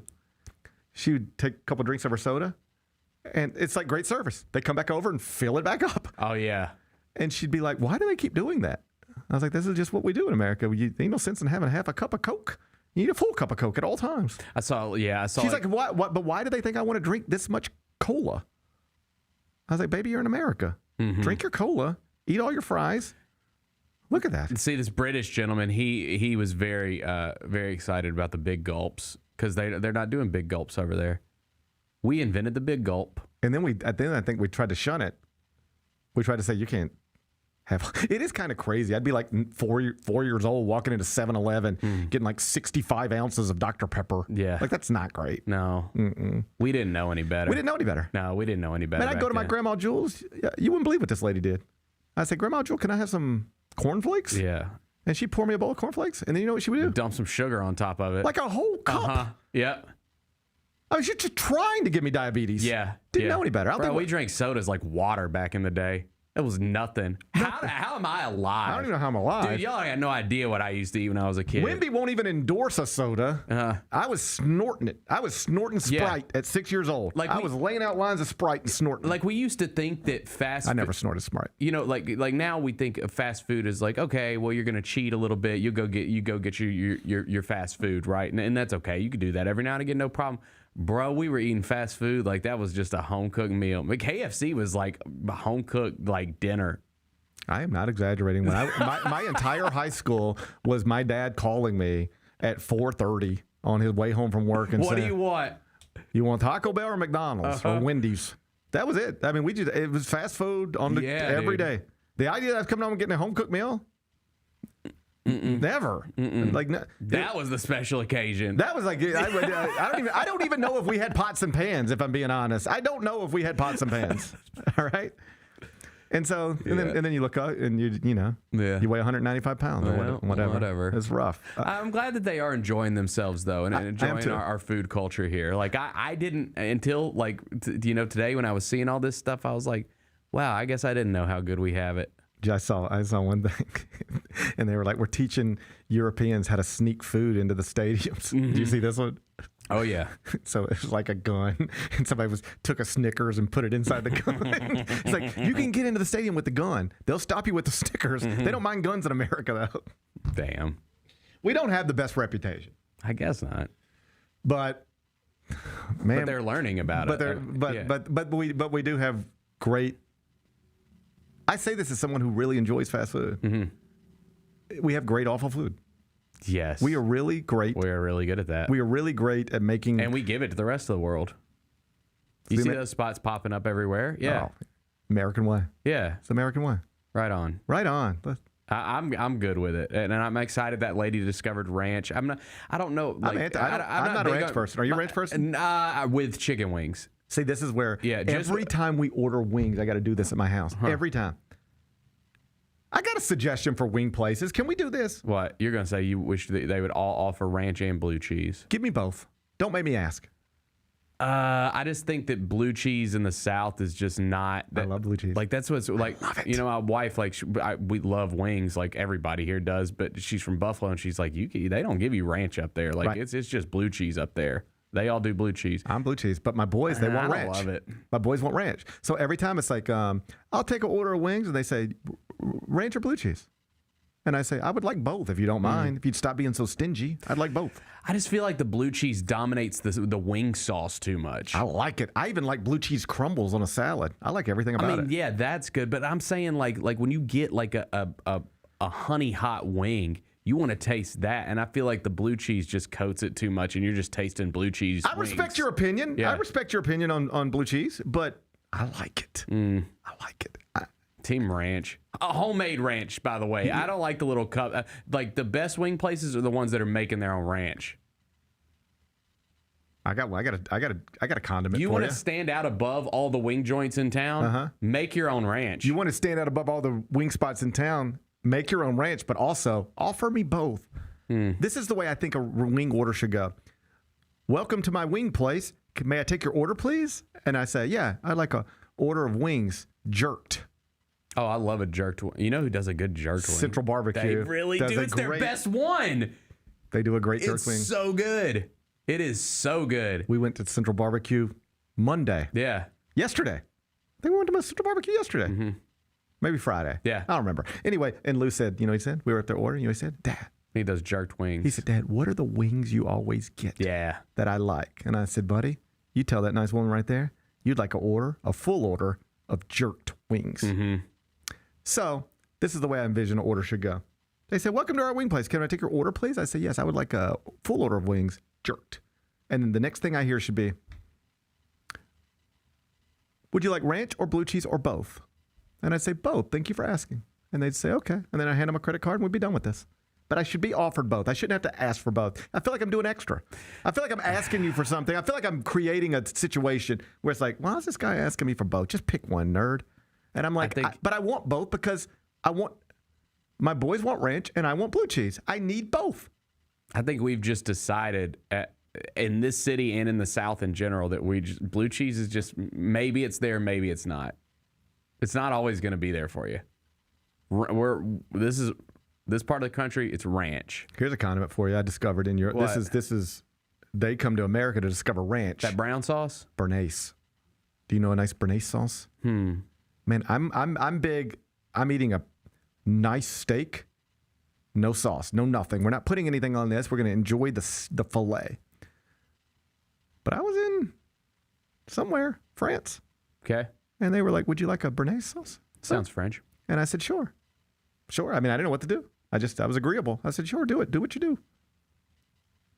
Great. Was it good? Yes. Okay.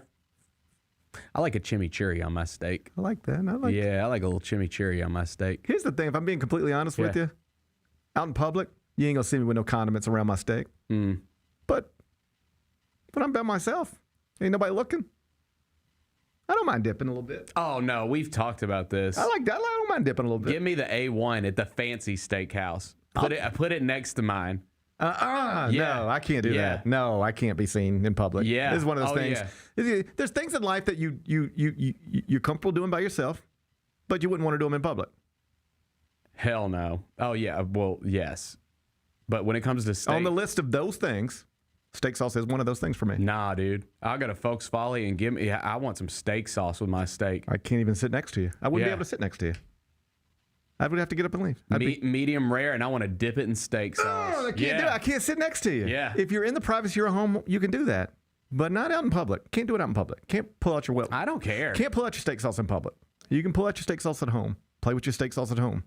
But not in public. I'm tired of this weird societal thing where we have to act like that. You don't dare touch a nice steak. Don't you dare put anything on that nice steak. A1 is delicious.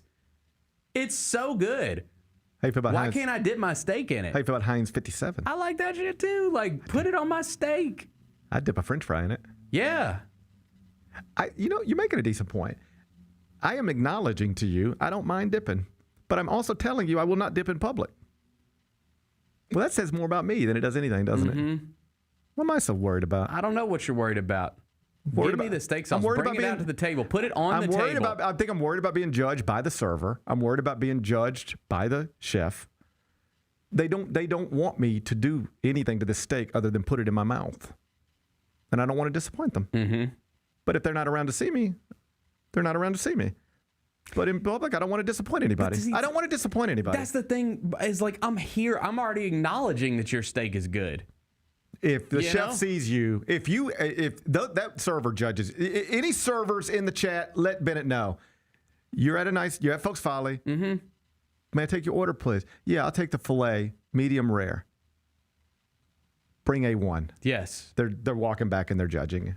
Good. They're assuming they're not getting a good tip. They're really reading into that beard.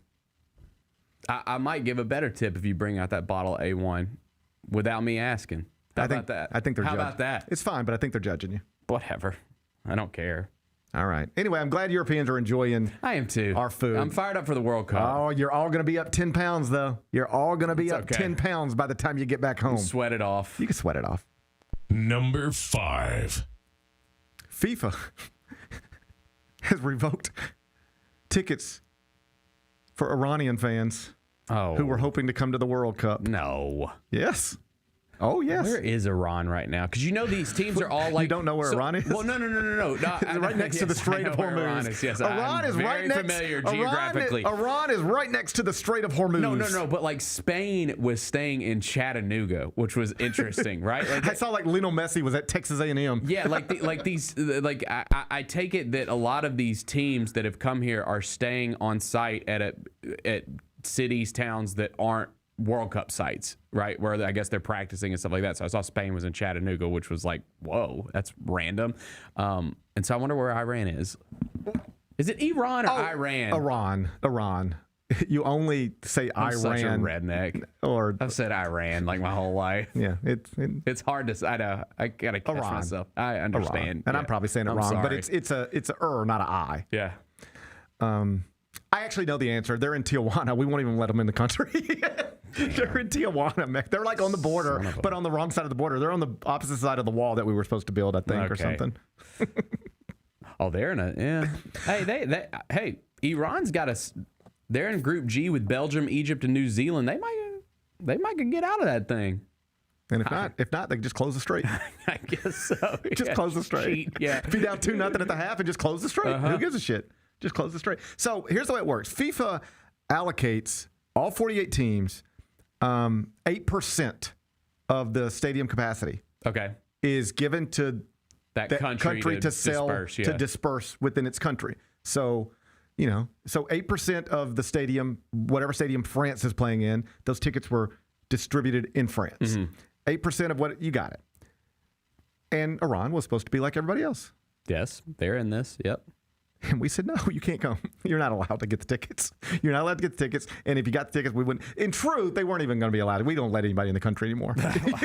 You might have heard. We don't let anybody in the country anymore. So in truth, they probably weren't getting in no matter what. But FIFA stepped in and said, hey, we're going to take these tickets and give them to somebody else. You don't get to come to America. Now, all this makes sense for, I guess, obvious reasons. We're in a war. I don't know if you technically call it a war, but we're in a war with Iran. But imagine, what if you're these are real people. Like when you hear about a bunch of schoolgirls were blown up in a school, that's a real school, just like the school you went to and just like the school I went to. Like sometimes it's so far away that you forget. There are families devastated, people dead. You have no idea what, maybe you do, but it's rough stuff over there. But imagine you're a lifelong soccer fan. You've always dreamed of two things: watching your country in the World Cup and going to America. And now it's approaching. Man, you heard it when it was announced. The World Cup's going to America. We're going to be in it. I'm going to America for the first time to watch my country compete in the World Cup. This is going to be amazing. And then it comes time to go and you can't go. And somebody says, why can't? Well, man, I know you were looking forward to going. Why can't you go? And the answer is, well, they started a war with us. So now I'm not allowed to go watch my soccer team. That's tough, isn't it? Yeah. That's a tough break. What if you could never go to a Grizzlies game again because the Grizzlies attacked you or something like that? Yeah, that would be tough. that would be tough. I was looking up my history because we bombed them and then told them they're not allowed to watch their soccer team. That's tough. That's tough on multiple levels. I was wondering if we ever played games like this during wars, and we did cancel. Oh man, we're always in wars. We did cancel. I imagine Olympics we probably during did. World War II. I'm sure we did. We always starting something out there. I don't know, man. I don't know. Feels a little petty. Well, they can watch it on TV up until we blow up their TVs. Just feels a tad petty. To blow up their schools and country and then not even let them watch soccer? Well, I mean, I'm saying the reason for not letting them come is because we don't like them because of this war going on right now. Is that what the thought process is? I think we just probably, current administration just don't like them at all anyway. Because I was going to say, you ain't really got to worry about security. I mean, security is going to be massive at these events. So that's not a reason. Hey, take it up with FIFA in the United States of America. Okay. I didn't have anything to do with it. I don't love it. I don't love it. I think everyone should be able to enjoy their team in these World Cup. Yeah, I do too. Games. Yeah. Yeah, I do too. Yeah. Yeah, maybe next time, huh? Maybe next time. Maybe next time. All right. Be back with Carryout. When the arena lights dim for a concert or when the crowd becomes one at a big game, you can almost feel like you're the biggest fan. But who's your biggest fan? It's the person who will get you home safely after a night of drinking. It's a person who looks out for your life to make sure you leave the stadium with someone sober. This could be a designated driver or someone who offers to give you a ride share. Because in Tennessee, fans don't let other fans drive drunk. Brought to you by the Tennessee Highway Safety Office, a division of the Tennessee Department of Safety and Homeland Security.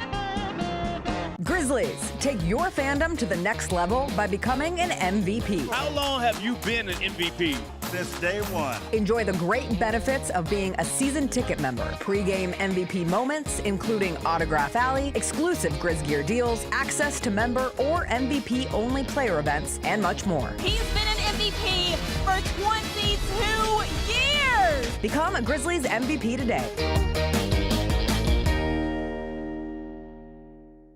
Sonic Radio. Welcome back to Sonic RNDIO. That spells radio with me, the CIO. This just in, the new Sonic $1.99 menu lets you build a crave-worthy meal for just $1.99 an item. Whether that's a creamy shake, crispy tots, or a quarter-pound double cheeseburger. This just out. Ostriches. They're mean, not very cute, and in my opinion, way too big for a bird. Don't miss the Sonic Fun 99 menu. 5 items, always $1.99. Live free, eat Sonic. Tax not included. See menu for details. Let's face it, there's a lot of trash talk in basketball, but the great teams let their performance do the talking. Like Ford F-150 with Pro Power on board, a class-exclusive industry-first feature that turns your truck into a mobile generator and leaves the competition speechless. Ford F-150, official truck of the Grizzlies. Greatness starts here at your Mid-South Ford dealer. Class is full-size pickups under 8,500 pounds, GBWR. Orthopedic injuries can be unpredictable, unforeseen, and unscheduled, and Ortho South understands this better than anyone. Since your injuries don't make appointments, you don't need to either. That's because Ortho South welcomes walk-ins during the weekdays, in the evenings, and even on Saturdays. So next time an unforeseen injury makes an unscheduled appearance in your life, visit orthosouth.org to find your nearest urgent care location. Just walk in, and Ortho South will take care of everything, especially you. Learn more at orthosouth.org. That's orthosouth at orthosouth.org.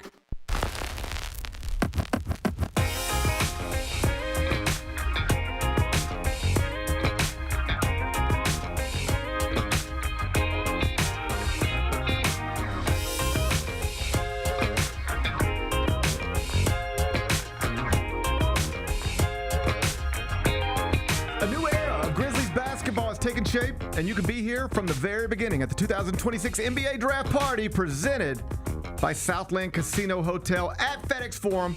It's going to be 2 weeks from tonight, Tuesday, June 23rd. The party's free to attend, so grab your friends, join Grizz Nation, and see who the Grizzlies select in the first round of the Talent Pack Draft. Mark your calendar today and get all the info at grizzlies.com/draft. That's grizzlies.com/draft.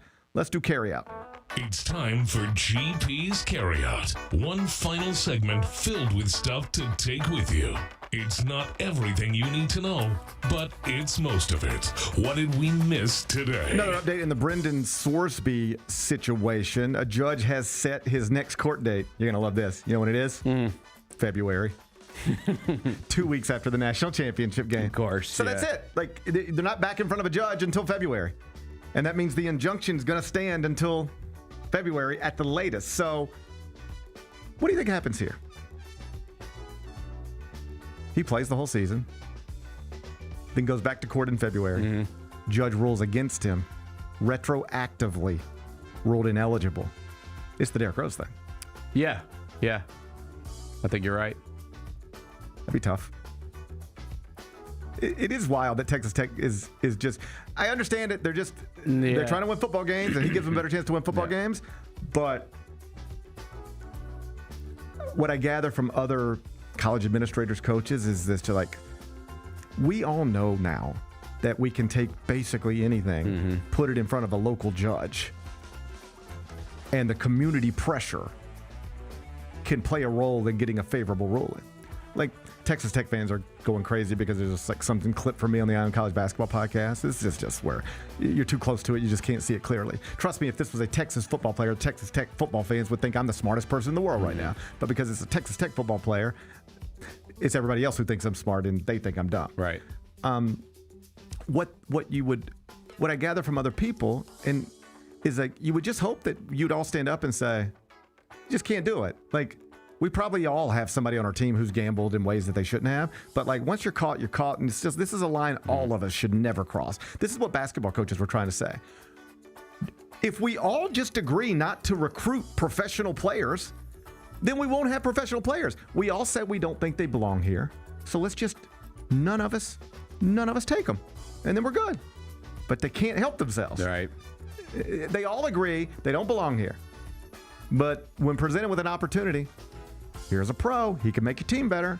You want him? They usually, I don't want to say they all say yes, but clearly some do. Mm-hmm. And that's what's happening here. Every coach will tell you somebody caught gambling on football should not be allowed to play football. But then you say, but it's your player. Now what? Well, if it's my player, maybe. You know, he's a good kid. You fall back into he's a good guy. Just made some mistakes. It's and now here we are. He's going to play. He's not going to be back in court till February.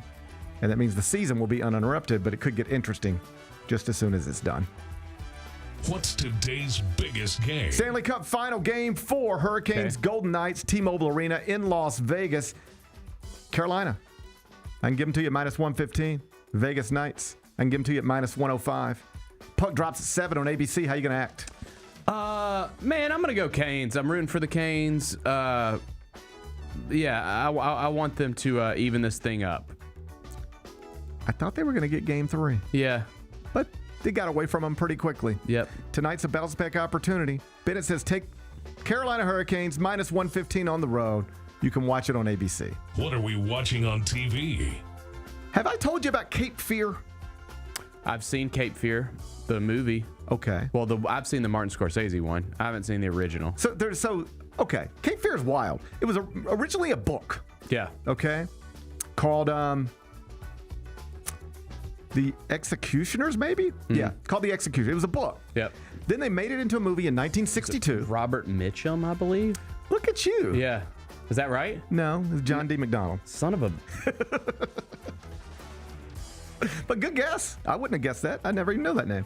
So, it was a book. Then they made it a movie in 1962. Then they made it in another movie in 1991. That's the one that had Robert De Niro in it.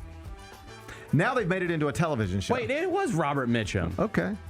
Based on the novel The Executioners by John D. McDonald. That's what this is. Yeah, no. I mean the original movie in 1962 was Robert Mitchum. Okay. Yeah, the novel is John D. McDonald. The original is your dude. And then the 1991 one, that's Scorsese. Yes, with De Niro as the bad guy. Yeah. So now they've made it into a television show. Martin Scorsese, the executive producer. If this means anything to you, here's the producers. Steven Spielberg and Martin Scorsese. That means something to me, damn it. Okay, well then that might be all you need to know. Amy Adams is in it. Love her. Javier Bardem. Yeah, he's great. He's in it. He's the one that plays the De Niro role. Mm-hmm. So the first 2 episodes are out. It looks like a new episode comes out every Thursday. And we watched episodes 1 and 2 on Sunday afternoon. I think it's worth a watch. Okay. Reviews are good. It's fresh on Rotten Tomatoes. Cape Fear miniseries right now on Apple TV. You can stream it there. First 2 episodes available. Episode 3 coming later this week.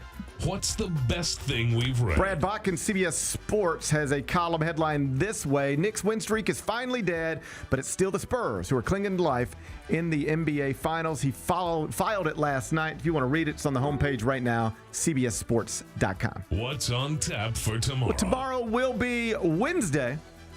That means Chris Vernon is going to join me in the first hour. We'll spend it getting ready for Game 4, Spurs-Knicks at the Garden tomorrow night, where the Knicks are listed as 2.5-point favorites. Should be a fun show. Looking forward to it already. Enjoy the rest of your day. I'll try to enjoy mine. We're going to meet back here tomorrow at 10. Till then, be careful, be kind, be good.